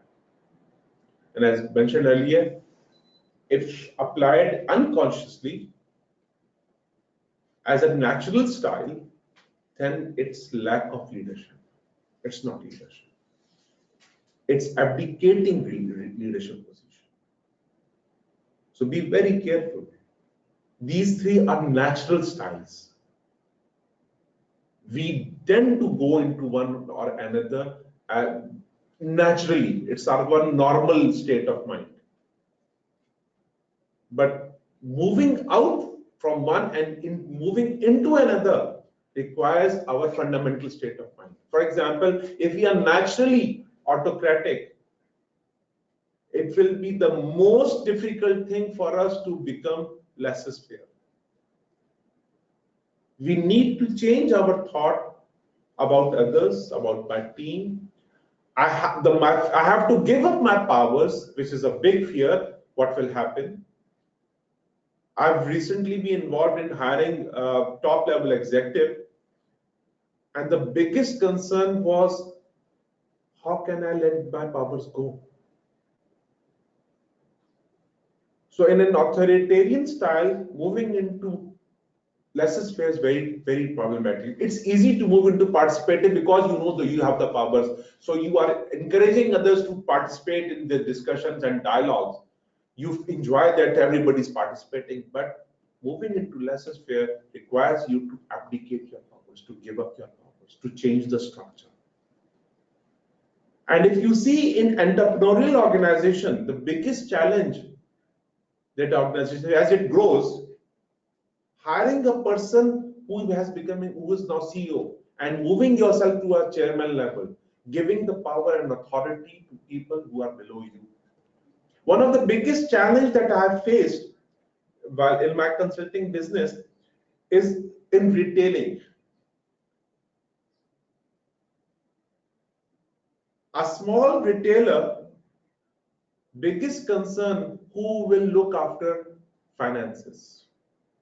It's money. So allowing people to move in and giving authority to others to enter on his behalf takes a lot of courage to move forward. Creating teams, specialized teams, and empowering them requires lots of system thinking and courage, changing the fundamental belief system of developing people. Most of our managers are afraid, if we develop another person, my successor, my job will be gone. I will no more be required. So instead of moving into laissez-faire, they move into participative or authoritarian. And when they fail, and if they are not a good manager, they practice laissez-faire. I have given full authority to my team because they do not know how to control. So be very careful. When you say I have a laissez-faire style, is it a conscious style and you know how to apply? See in your own environment. When you discuss with your friend your projects, in your colleagues' projects, how do you practice leadership? If you are laissez-faire, you are abdicating willingly or unwillingly. So that's laissez-faire. Be very careful with laissez-faire. It could be the best style or it could be the worst style. It depends upon your approach to leadership. So I hope you have understood the three main styles.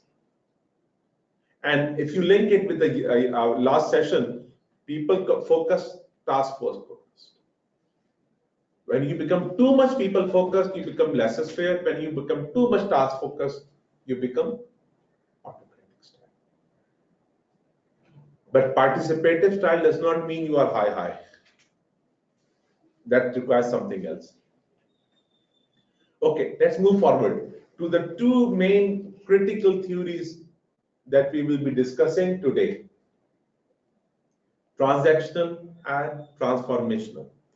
But before we move, I would like you to summarize what did you learn about the three leadership styles. Summarize two important points that you have learned so far about these three leadership styles before we move. Thank you. Just two important learnings that you have done.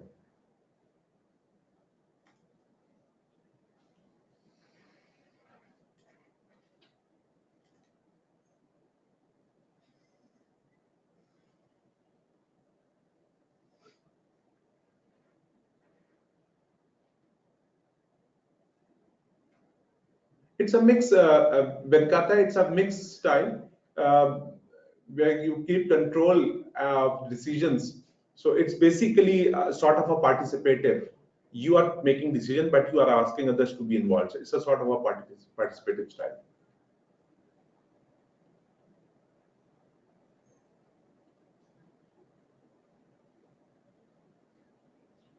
Yes, Venkata, that's true. Good. Hassan Shahid, we need to strike a balance and know our team to suit the style required. In strategic decision, participative style is better. Maybe not, because again, if you look at jobs, sometimes you have a vision. This is not participative. Yes and a no again. It depends upon many things. So we have to discuss. We will discuss it very soon. Yes, participating entails better encourage, so does laissez faire also encourages. Exactly, Francis. No style is superior. 100% right. There's no superior style. There are only styles, no superior or junior or less superior.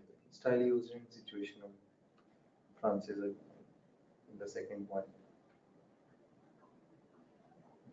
I agreed, 100% agree premise.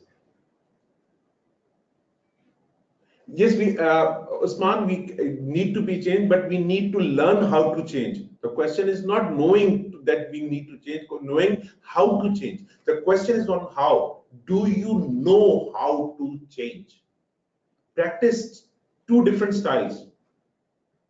Today, your task is with your friends, with your family members, brothers, sisters, colleagues, juniors, try a new style. See what happens. A style that is not natural to you. Try it out. See the difference. See the belief systems and skill set that will be required to access.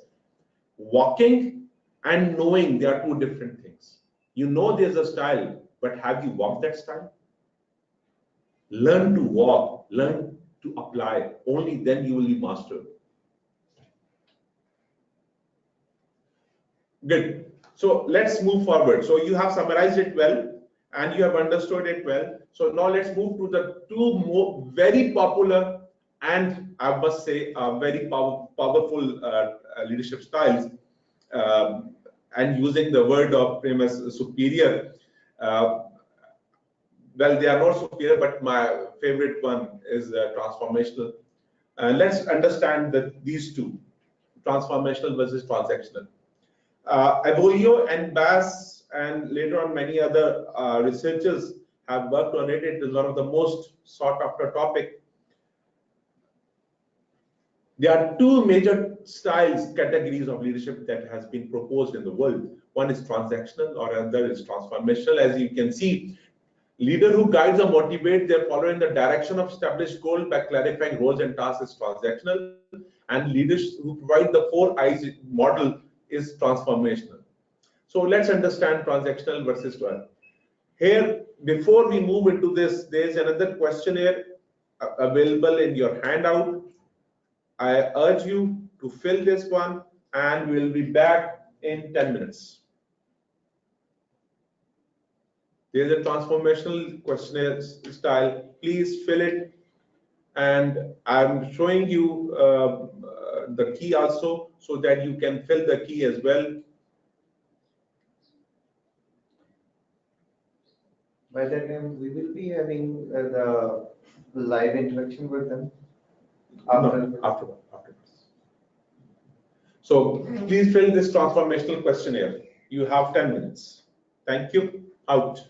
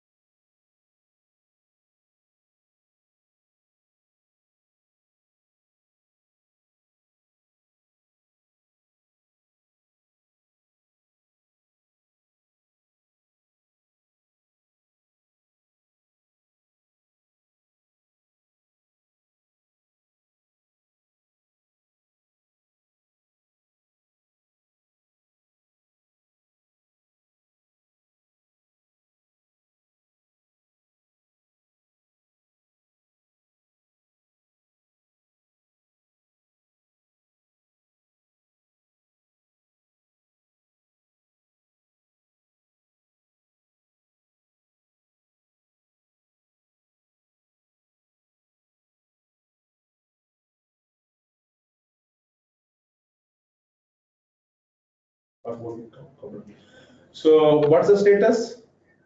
Have you filled it? Are you ready?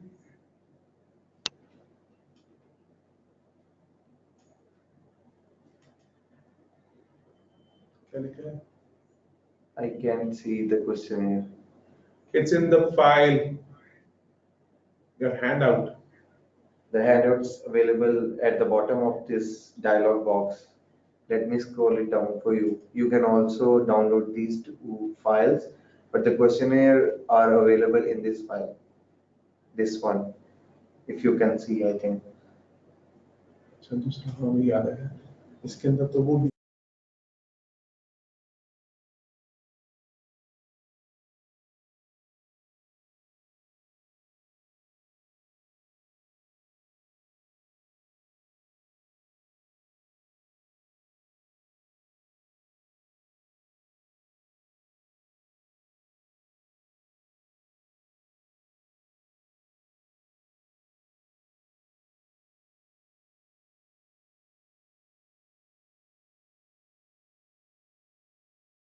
just one more minute and then we will start discussing this one.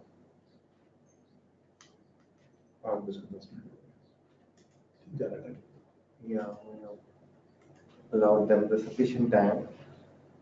Multi-factor questionnaire. वो भी ठीक जा रहा है, presentation with that. Yes. Almost. Let me see where we.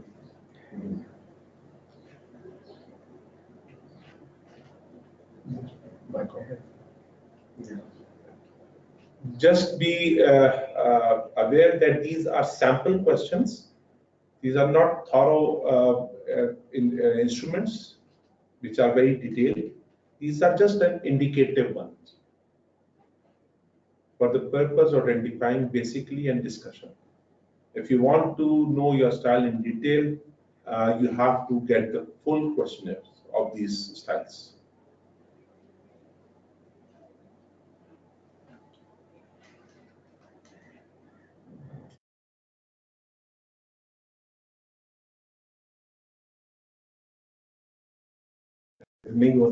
Yeah.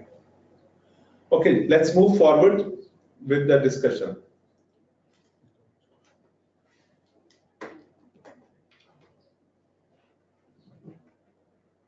So as you can see,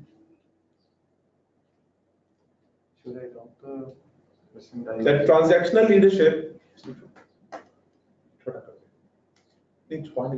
Okay, let me.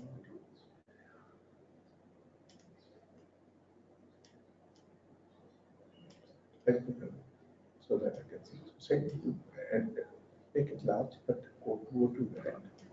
Okay. This one, so that it does not interfere with me.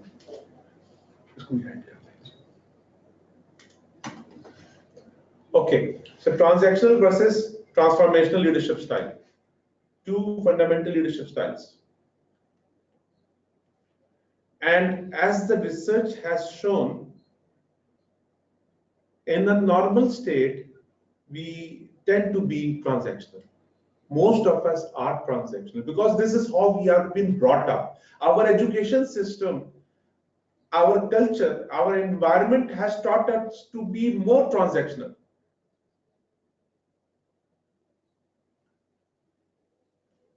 And if you see in our family system, this is how we have been told, if you do this, you will get a reward. If you don't do this, you will get this punishment. So in a transactional system, we set a goal. For example, in sales, we set a goal and we say, if you achieve this goal, you will get this bonus. If you don't, you will not get this bonus. So in a transactional system, we motivate our subordinates, our followers through reward system. Exchange of promises.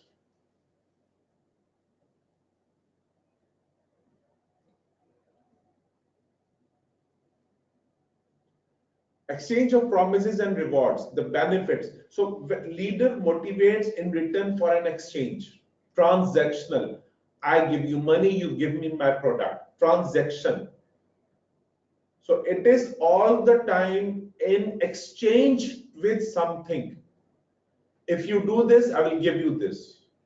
based on promises, based on rewards, punishments. So transactional leadership is based on the concept that everybody needs something, and if I give you that, you will give me what I want. Transactional relationship. I have a transactional relationship with my retailer. I need eggs, I give money, he gives me eggs. So transaction, there's a transaction going on all the time.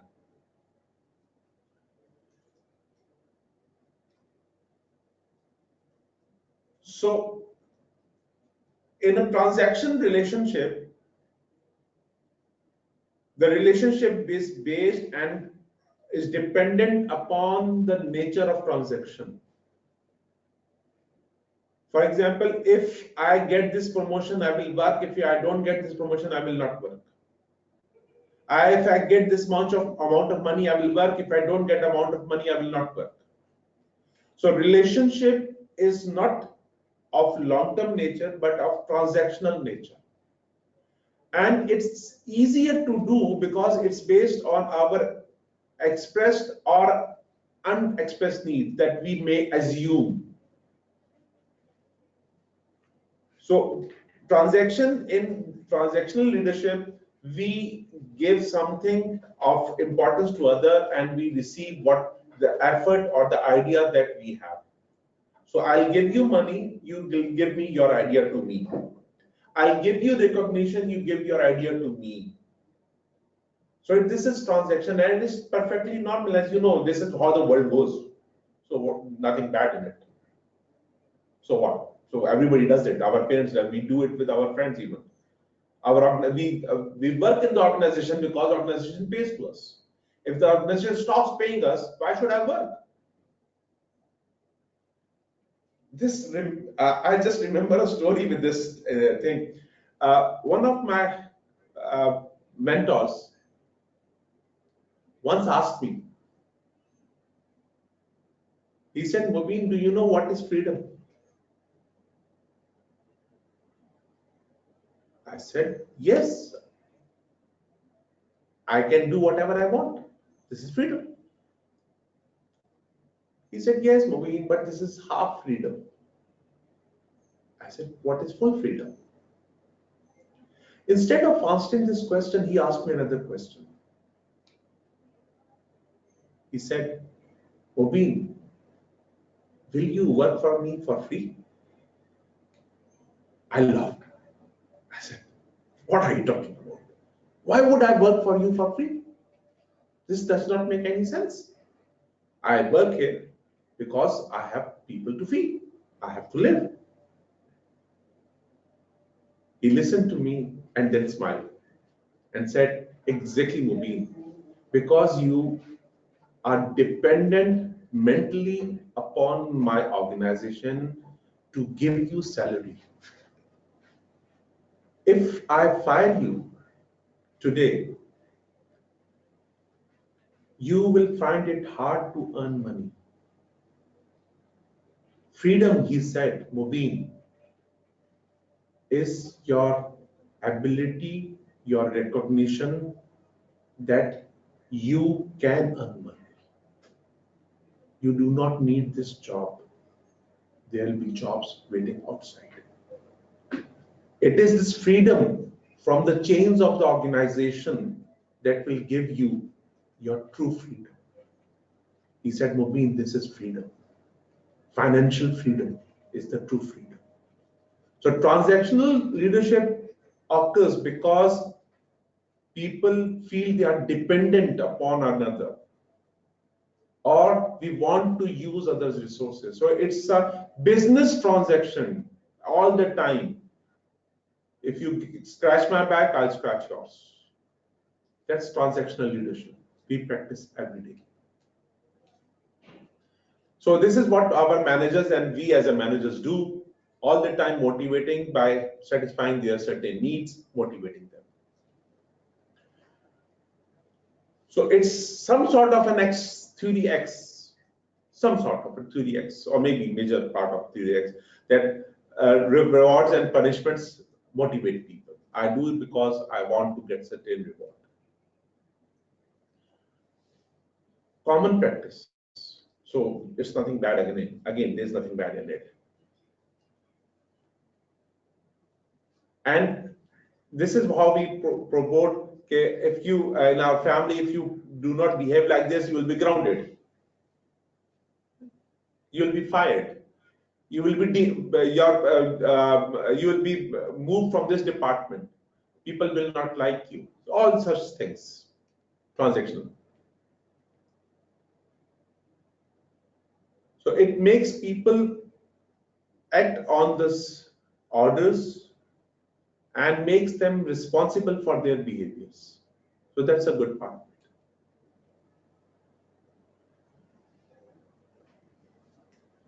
So it requires clear specification and rewards and punishments. Clear specifications. What are the rewards and what are the punishments from the very onset? What is required from me? Very clear set. That is why management by objective, if you remember the theories. Management by objective requires you to set clear, measurable, smart objectives. And you must also know what are the consequences of not meeting those objectives. So management by objective is a classical example of transactional leadership that we are practicing every day in and out. Performance evaluation systems. Most of the performance evaluation systems are based on our transactional leadership concepts.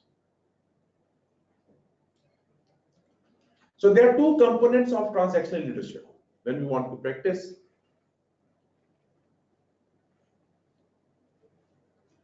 Contingent reward and management by exception. Contingent reward and management by exception. Now, what is contingent reward? Contingent means dependent upon something. So my reward is contingent upon my performance. So transactional leadership is based on contingent reward. I will reward you if you perform. And it's an agreement. So we have to establish rules, procedures, regulations very clearly in transactional leadership. And management by exception means I will not interfere unless or until really required. So it could be a passive or active management by exception. And active management by exception, we continuously monitor all the time, focusing on what is happening, what is not. And in passive, we do not interfere regularly, but at intervals, at some times.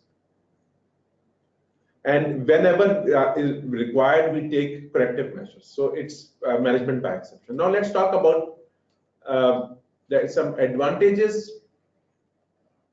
It is clear, based on structure, based on an agreement, and expectations are understood. And motivation is defined. Okay, this will motivate and this will not motivate. On the other hand, the disadvantages, its principles and it requires strict adherence to the principles and does not incorporate changes in the procedures and the environment.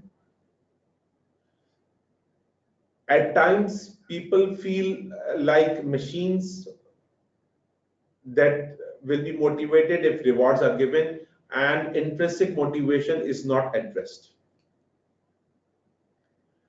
And when this style is practiced too much, people become selfish and they do not demonstrate the level of initiative and ownership as required by the organization. So they may switch the organization for small increases in their salaries or perks. For example, in sales organizations, sale-based organizations and other organizations, I have witnessed people are jumping from one job to another on a mere increase of rupees 1,000, or just a promise of some little benefit. So when we are in transactional mode, we try to maximize our benefits we address our own self-concerns. It's a normal state. If you look at it, it's more or less the normal state of mind. Now let's talk about transformational leadership, one of my personal favorites. Bass was one of the leading person who gave this idea, transformational. Then later on, Evolio also worked, enhanced this concept. Now many authors, researchers have enhanced this concept up to a great degree. He said, transformational leadership occurs when leaders broaden and elevate the interest of their employees, when they generate awareness and acceptance of the purpose and mission of the group, and when they stir their employees to look beyond their own self-interest and for the good of the group. Fundamental state of leadership. Read it again and again recall fundamental state of leadership and reflect. Our everyday practice is more transactional. We live in normal state. We do not challenge the practices. You all work because of the salary. Isn't it true? So you are in a transactional nature of business. What does this transformational leadership say? Read again. When they elevate the interest of their employees, when they generate awareness and acceptance of the purpose and mission of the group, how many of you are really working because you own the purpose and mission of the organization? Really reflect. How many of you are working because you love the purpose and mission of the organization that you are working? How many of you are working beyond your self-interest when you are working in an organization?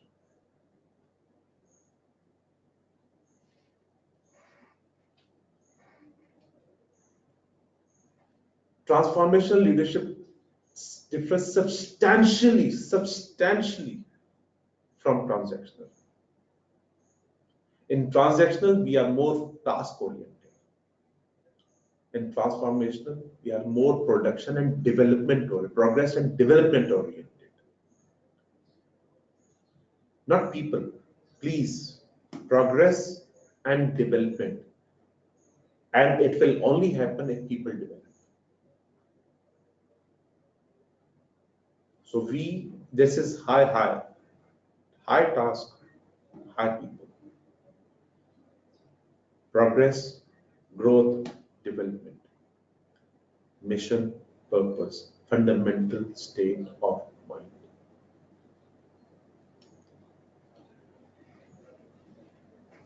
It requires you to become good at influencing and inspiring people. It requires you to believe in people. It believes that people can rise higher with positive motivation compared with negative motivation. Please note it again, very important. In transactional, negative motivation is as important as positive motivation. If there's only positive motivation in transactional, it will never work. You have to highlight the consequences of not matching your performance standards. Please note it. While in transformational leadership, we do highlight, but our belief is that people are more motivated by positive rather than negative, but highlighting negative is important. We are not ignoring it. So these are the 5 characteristics of charismatic, also called transformational. Though both could be different. Please let me highlight this thing. Not all transformational leaders are charismatic, but all charismatic are more or less transformational. There are people who are charismatic and yet they are not that effective in the long run. Sometimes there are certain issues associated with charismatic leadership.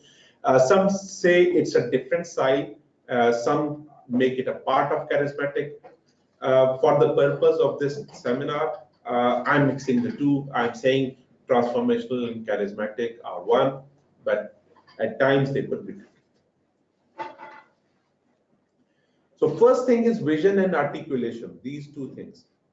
The concept of vision is so important in leadership. It only became so important because of the concept of transformational leadership. In transactional, there's no concept of vision. There's only concept of risk and reward. The concept of vision became so much important in leadership that now we say, no, leadership cannot happen without vision because of this concept of transformational leadership. So all transformational leader has a vision. Every transformational, every charismatic leader has a vision. And he articulates. Now, what is the meaning of articulation? What is the meaning of articulation? Articulation meaning you communicate vision to others in a way it becomes part of their belief system, their life, they become motivated, they become inspired with that story and that vision, that picture. And they are willing to work for that cause, that vision. That is the starting point of vision and its articulation. So that's a skill, storytelling. Second is personal risk. Again, fundamental state. They do not comply with the whims and wishes of people. They take a stand, Nelson Mandela. They take a stand. They take a personal risk. They risk being fired. They risk being thrown out. They risk everything, their families, their careers, everything. They risk it. And then they are environmental open, external open. They are sensitive to follower needs, empathy, other-centered, and they have an unconventional behavior. This is very important, unconventional behavior. They promote something new. So they are outside their comfort zone, so they are promoting something new. So that requires a new behavior that we need to promote. So the most famous model of transformational leadership is 4I model. 4I is based on the 4 words: idealized influence. First I, idealized influence. Second I, inspiration. Third is intellectual stimulation. And fourth is individualized consideration. In order to become a good transformational leader, you need to master these 4 areas separately. Let's look at one by one each area. Idealized influence. Idealized influence means creating a vision, sharing with people a future prosperity, integrity, proving yourself as a role model based on integrity so that people can trust you. You are being idealized. He is my role model. So if you do not practice that idealized behavior in front of others, you can never become this idealized leader, the role model on whom people can trust, who is an example of integrity, who practices his principles at any cost, never goes down. Integrity. All great leaders have shown this idealized influence. They are influence people because of their own personality. That is why the concept of charisma moves. He's charismatic. People look at him and say, wow, he's larger than life. Because these people believe so strongly in their values and their ideals. And then I just remember one thing. I was having discussion today with my son on role models. And he was referring to something that he said, okay, this is idealistic, this is too bookish, cannot be implemented. I said, yeah, that's very good, excellent. Okay. I said, when you say this is bookish, this is idealistic, cannot be implemented, you're throwing that out, not non-practical, isn't it? He said, yes. I said, tell me, why do we have ideals in our life? Why do we have role models in our life? He said, because we would like to be like them. We want to be in their shoes. I said, excellent, yes, totally agree. Like, if those ideals are bookish, if those ideal concepts are not practicable, why do we all keep on following them? Let's be practical. To that, he had no answer. So there is no bookish, there is no ideals that is non-practical. All ideals are practical. Only thing is required that you believe and you practice. If you do not believe in that ideal, how can you practice it? So these charismatic transformational leaders are passionate about their beliefs and about their ideals. They want to see the world in their own eyes, the ideal way. That is what they promote and that's what they practice. Their day and in and day out, their living and everything is based on those practical aspects. And when I say practical aspect, means the idealized practical aspects. They push the followers to reach those high standards of character and competence. Look at the world corporate leaders. Look at Microsoft. Look at Amazon. Practicing ideal leadership, moving the world towards that level. So first thing they need to do is they become very, very strongly motivated and passionate about their ideals. Then they motivate. How do they motivate?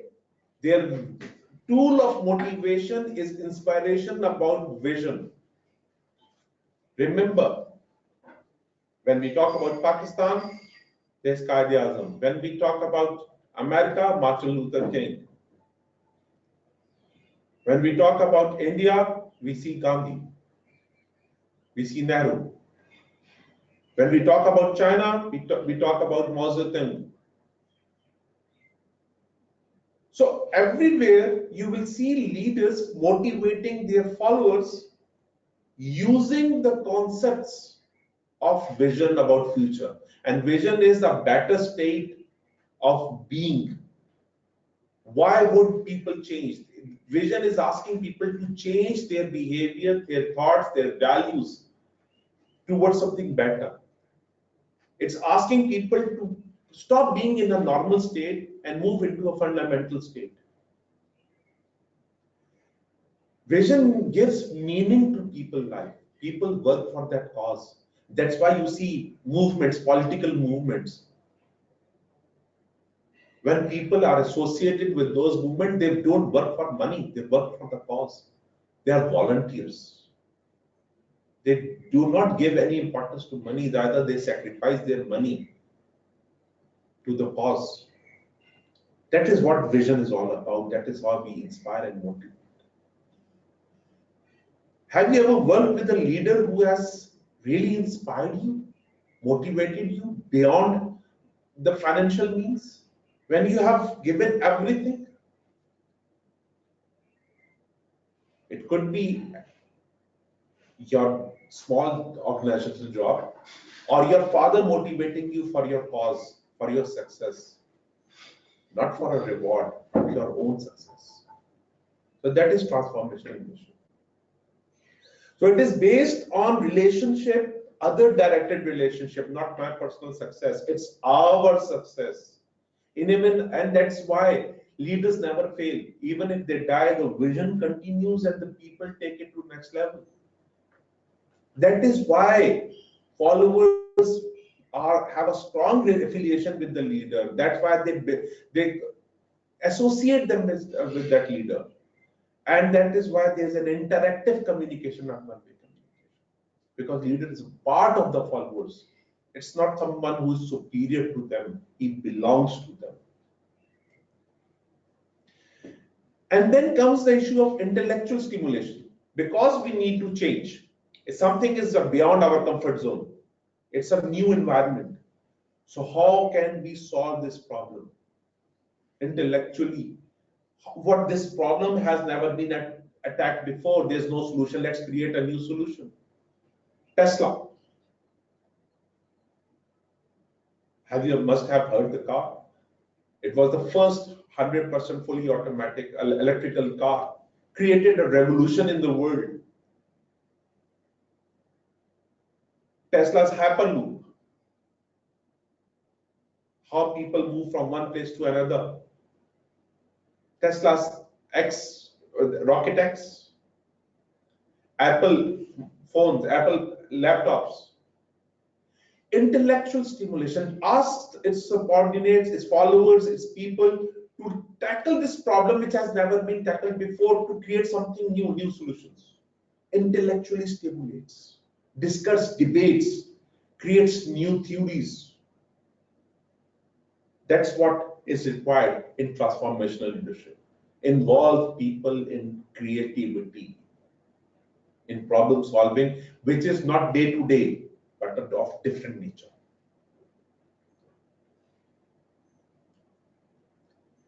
And on top of it, leaders show individualized consideration, right? At the same time, we are talking about group. On the other hand, leader is talking about individualized consideration. He is giving consideration to each and every individual, dealing every person on its own merits, helping every person focus on it in his own capacities. So it is working at two dimensions at one time, group and personal, two dimensions at one time. And everybody believes the leader is best friend, is my best friend. He gives me full attention. So individualized consideration is there. So people are attached with that leader. There's a group dynamics over there. There's idea generation and everybody is motivated. And all the time the leader is linking people with the vision. This is transformational leadership. So it asks the leader to empower its followers. It's an empowerment style. It's development, it's change. It's a vision of developing new capabilities required. That is how organizations, that is how countries, that is how families are transformed into something new. So in summary, the transformational leadership articulates the vision in a clear and appealing manner, explains how to attain the vision, acts confidently and optimistically, expresses confidence in the followers, emphasizes values with symbolic actions, leads by example, and empowers followers to achieve the vision. Transactional leaders focus on exchange relations with followers. They inspire followers to high levels of performance for the sake of organization. Very important. Performance could go sky high, but for the organization, not for their own self. The very definition of transformational leadership states the building of commitment to the organizational objectives. The primary focus is on the organization, with followers' development and empowerment secondary to accomplishing the organizational objectives. Here, before we move forward,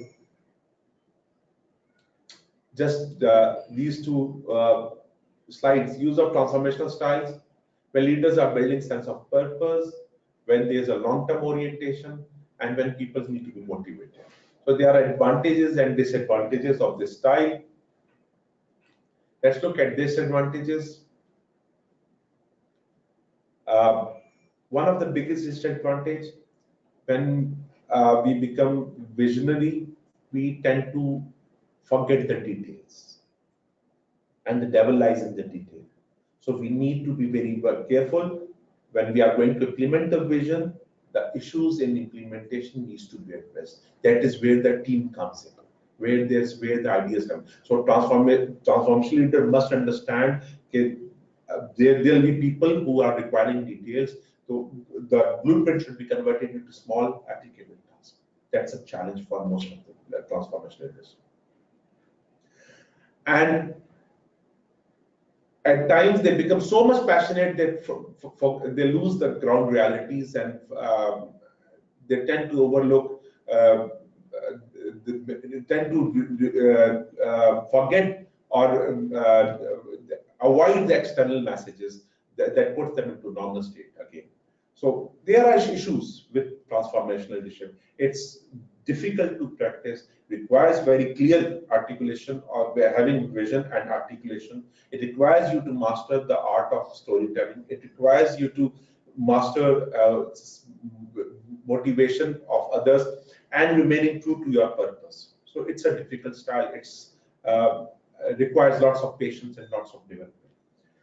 So before we move forward to the case, I would like to have a look at this slide where it's a continuous range of leadership models starting from laissez-faire to idealized influence.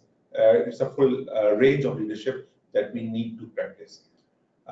Here, I would like you to highlight what have you learned in this transformational session, and then we will move into the case. So it's your time for your comments, suggestions, and summarization of your learning about transformational leadership.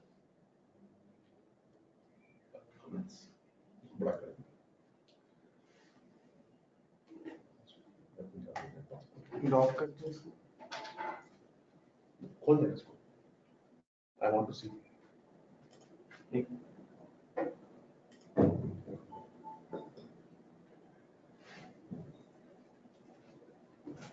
So if you would like you to summarize,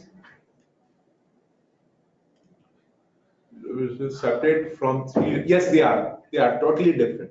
Totally different. Transformational style is totally different from others. These are the approach to decision making, whereas these transformational is about change management.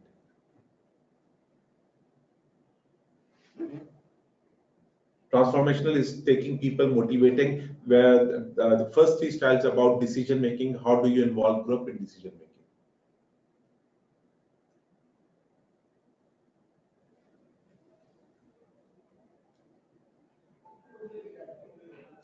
Do you want them to interact right now? If you want to ask a question on using audio, please raise your hands. We have 10 minutes. 5 minutes. Before we go to the case, we have given you a case from Steve Jobs that I would like you to read and discuss. But before we go, if you have any suggestions, any comments. Ahmed Siddiqui wants to say something. I am going to unmute. Yeah, please unmute. Mohammed Ahmed, please prepare your microphone. The message appeared is that he is self-muted. You have to unmute yourself. Okay, so he put the hands down. Anyone else?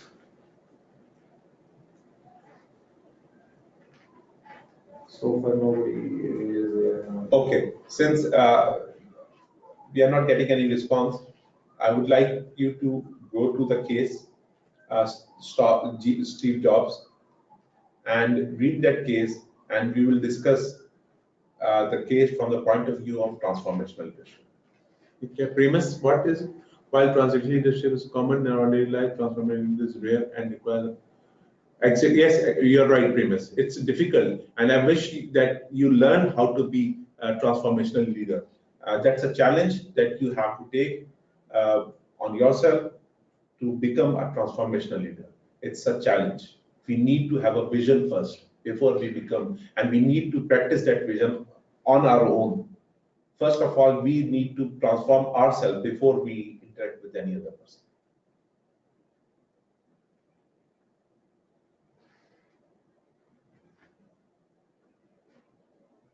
Okay, let's take 5 minutes to read the case, and then we'll be back after 5 minutes. Please read the case and the questions at the end, and then we will be opening mics for discussion on the case. So get ready for discussion. We will unmute you when you raise your hands. In the discussion time, we will allow you to speak up through your microphones, so that those who wanted to speak up kindly raise their hands, so that we will give them chance as their turn will get in. So get ready for the discussion session, and please make sure that your microphones will be working and there will be no voice or some distortion on your place where you are right now. Thank you. There are a few slides that I have not covered so far because of time constraints, but you can look at them those slides on your own.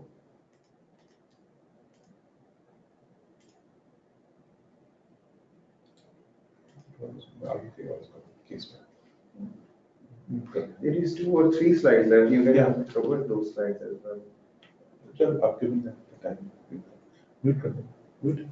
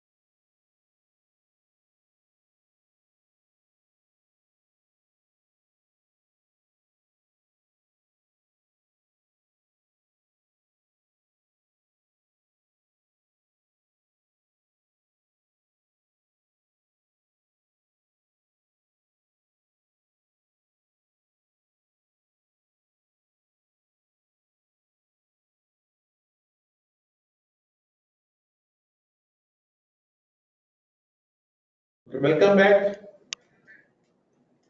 So have you read?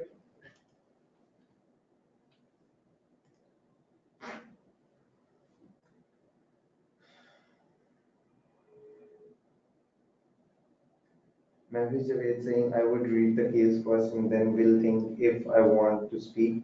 So I would raise my hand then. Okay. Ali 3 more minutes, Mavish. And last Okay. para. Okay, just 2 more minutes. We are running out of time. Awesome.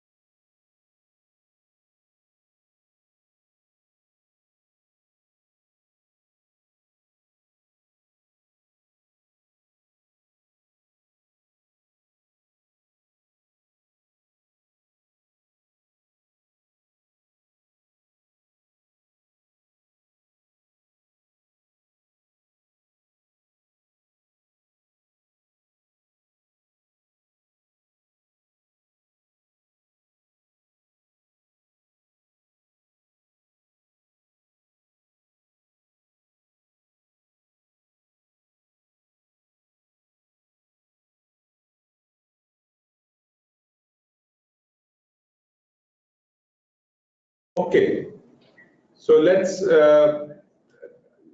have show of hands. How many of you think Jaws was a transformational leader, and what made him be the charismatic leader?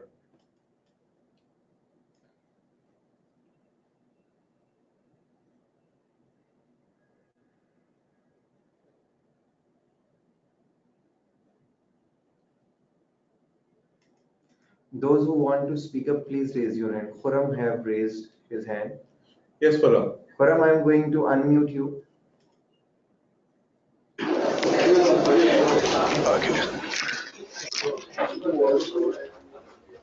Please speak up now and work out on the noise your backside. Okay. Am I loud and clear? Yeah, your voice. Yes, Okay. we can hear you, Khurram. Yes. Thank you very much. Thank you very much for such a profound webinar and enlightening us about the leadership style. And as long as Jobs' personality and his transformation leadership is concerned, I agree that the job had personally dinged the universe because he was so much transformational in his thinking style that everybody around him had no other choice but to follow him. And Khurram, we that's are the unable charisma to that hear you because your voice is breaking. Please make sure that your internet connection is working well. uh, I think it is working well. Your voice is Again, still breaking. uh, I'm then I'm sorry. unable to hear you. I have to put my hand down then. Thank you.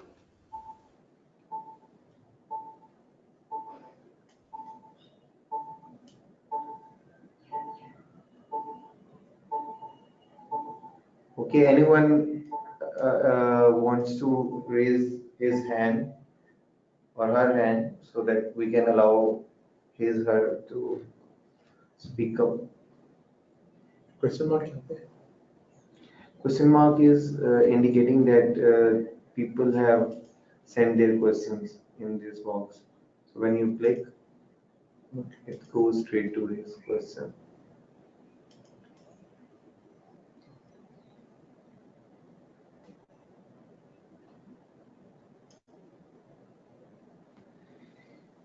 Anyone from UAE and want to speak up? Please raise your hand. Or from Sri Lanka or any. Why do you think Steve Jobs is a transformational leader? Do you agree with this statement? He was or he was not? What did he transform? Mohammed Hassan. Okay, Mohammed Hassan, I am going to unmute you, but please make sure that your background is noise free. You can view that you have self-muted yourself. Please unmute yourself. Unmute yourself and speak up.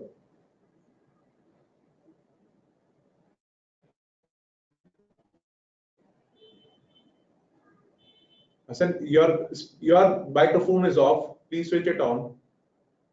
Okay, we are going to allow some other person who have raised his hand. Okay, we have Khurram Rashid here. Khurram, your microphone. Khurram, you are on. Windows 10 desktop start.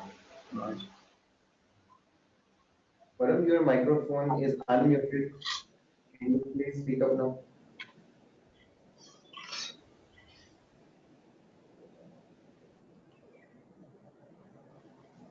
Can you write, if there's an issue of speaking, can you write? You can write your comments and answers in the comment box.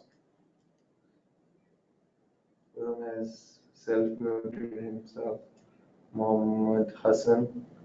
Okay, Mohammed Hassan, I'm going to unmute you again. Again, you have self-muted yourself. Please. You can write your answers if I think it's not working. It's working from our end, but the people who have raised hand, their microphone is either not working or maybe some other issue, maybe internet connectivity issue. So you can write your comments if you go to the comment box. Let's see. क्या लिखा क्या नीचे आने पे? Any comments नीचे नीचे last one. No. Scroll down there. Okay. Okay, Imtiaz. Yes, he has transformed the company. Transformed from where to where?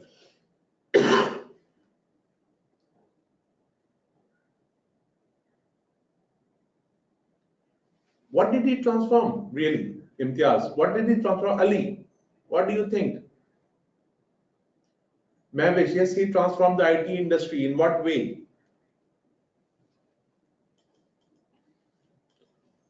Why is he so much praised for his transformation?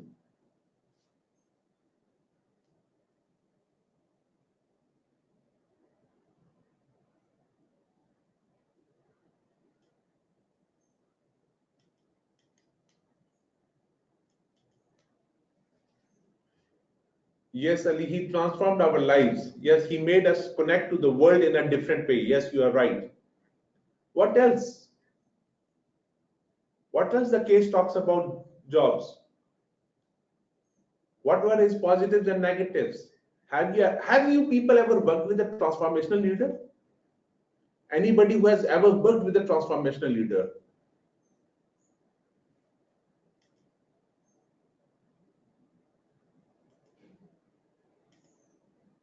Yes, Khurram, he created disruptive changes.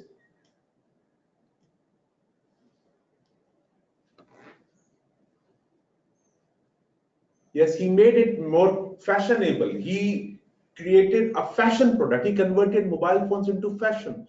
He created how we interact with the technology and with the world. So he created something very new. So, but what about Apple organization?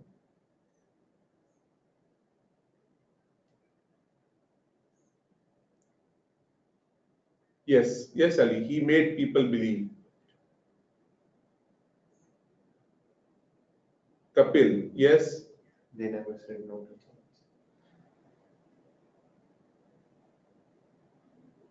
Yes, Ali, music iClouds introduced by a phone. Yes, very nice, very nice.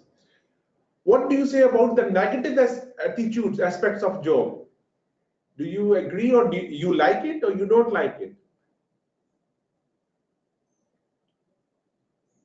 People say he was very bossy, very pushy, very abusive, very arrogant. What do you say?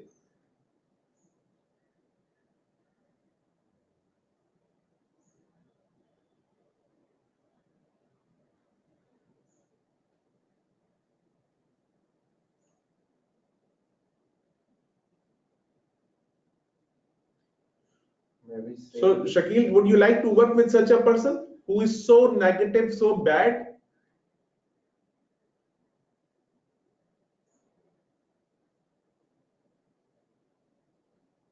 Yes, Sanjana, would you like to work for Apple? It's the worst place in the world. Would you like to work for a transformational leader? Why not? He's a transformational leader. People like to work for Apple. They are the best.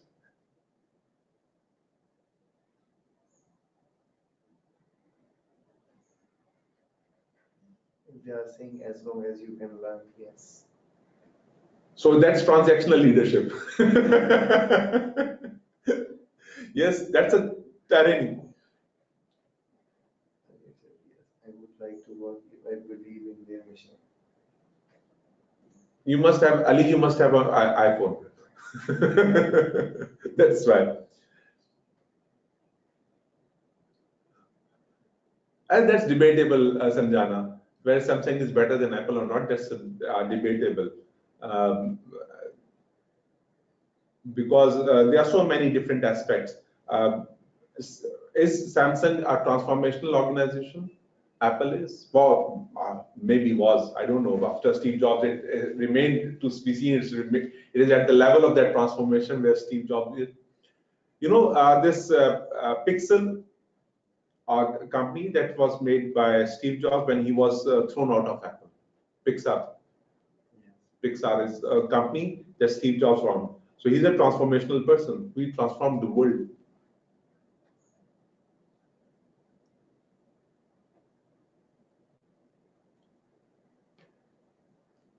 Introduce something new and try to be, I guess.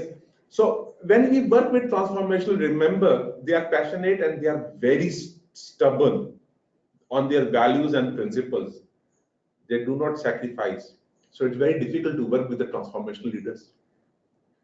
You have to show the level of passion to work with them, otherwise they will throw you out. They are not compassionate. Only when you show that you are with the mission, they will work with you. Salman has raised his Yeah, hand. Salman, we are unmuting you. Yes, Salman, you are on. Salman Sadiq, you are on. Salman, can you please speak up? Again, it's not working on their end. Something wrong. Okay, so you see, transformational leadership has both positives and negatives. Transformational leader created change. Steve Jobs did something wonderful for the world. Created a new organization, a new product that is continuously evolving. He created a machine. So is 3M, a machine that creates new things. So in a transformational environment, you need to show your level of passion as well for the cause, for everything. But these transformational leaders has negative aspect too. They could be very bossy, very, very authoritarian. Yet, at times, they are marked in the world for their transformational leadership. So you see, it's a mix of things. Sometimes you are transformational in certain aspect, at that time you are participative or authoritarian. There were a few slides that we did not cover. What is premise? The case of the strike was work-life balance was not consideration of. Yes, exactly, because that's an issue with all motivated and passionate people. The issue of work-life balance. That's a cost that you have to pay sometimes, but balancing is critical. I totally agree. Last two slides, just I would like to show you. There's something called level 5 leadership. If you have read the book by Collins, Good to Great, level 5 leadership. It's a new dimension where these people are humble, yet they are transformational. So I would like you to read this book by Jim Collins. And then last, the leadership grid, which is a very detailed analysis of leadership styles. The 9-9 style requires you to be at the best of your performance. This leadership style is a very, very detailed analysis of how you behave, how you act with people. And it has 5 listed on this map. 1-1, where you have low concern for production and low concern for people. 9-1, where you have high concern for production and low concern for people. Similarly, 5-5 and 9-9 styles. And there are 2 more styles which are not listed. One is paternalistic and other is opportunistic. In paternalistic style, you act as a father figure and you can interact with people on the basis of your assumption that you are father to them. And opportunist is whatever goes, you try to adopt as per the situation. There's no fixed style, and there's an opportunistic style.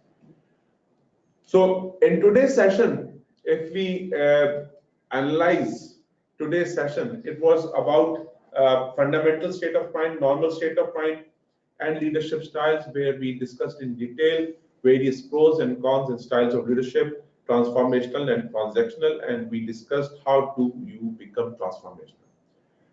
Before we end this session, I would like you to give your comments and your learning, your one learning that you did today. What is the one thing that you learned today? Learning means you will apply and change. One thing, and would like maximum of you to share with me your one learning, just one learning. What did you learn today?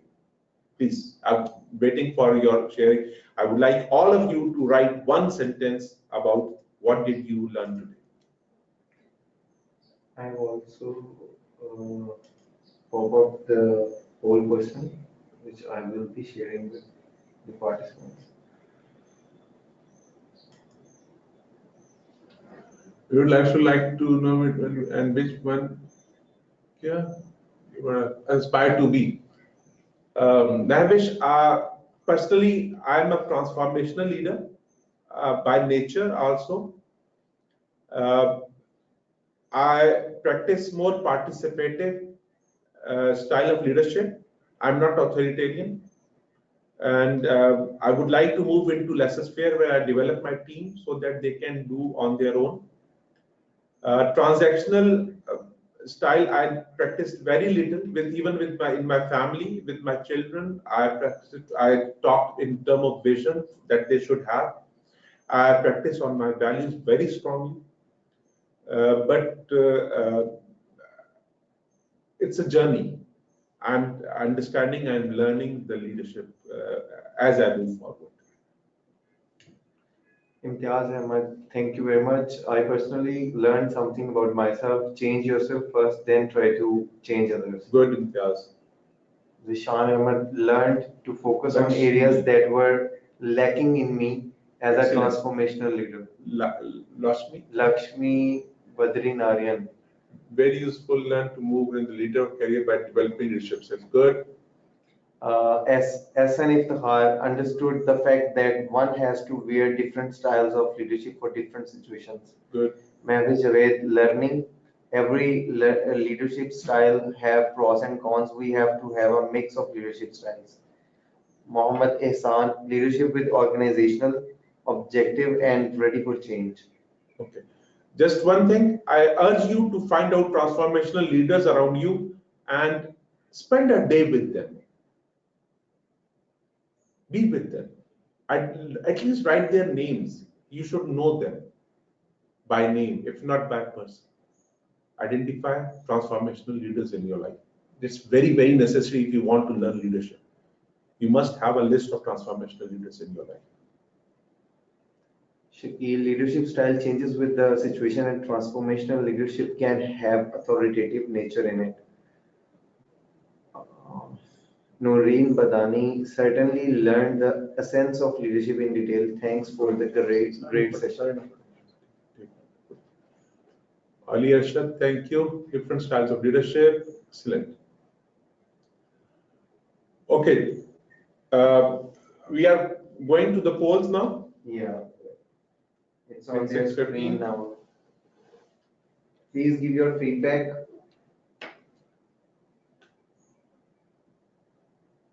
And our third session will be on 7 July. 7 July about leader-follower relationships. Same timings from Pakistan Standard Time, 3 p.m. to 6 p.m.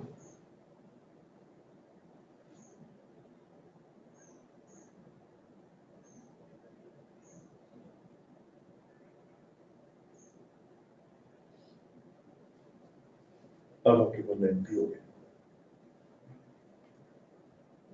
Advocate.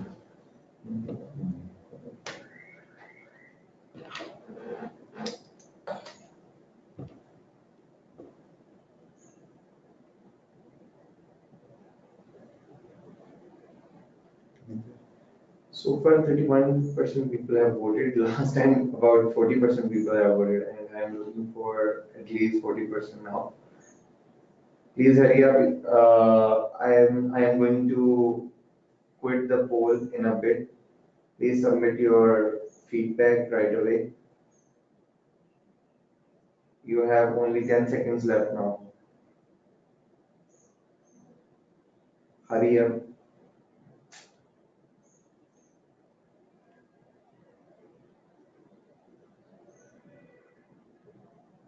Okay, so I am going to close the poll now. Anyone left can also mention their feedback in the question box. So here it goes. It says like 36% people said excellent, while 48% people saying very useful, 16% people saying good. The overall feedback is. Thank you very much. See you next time. And I'm going to close this webinar, and goodbye from ACC and have a nice evening. Thank you, everyone. Please.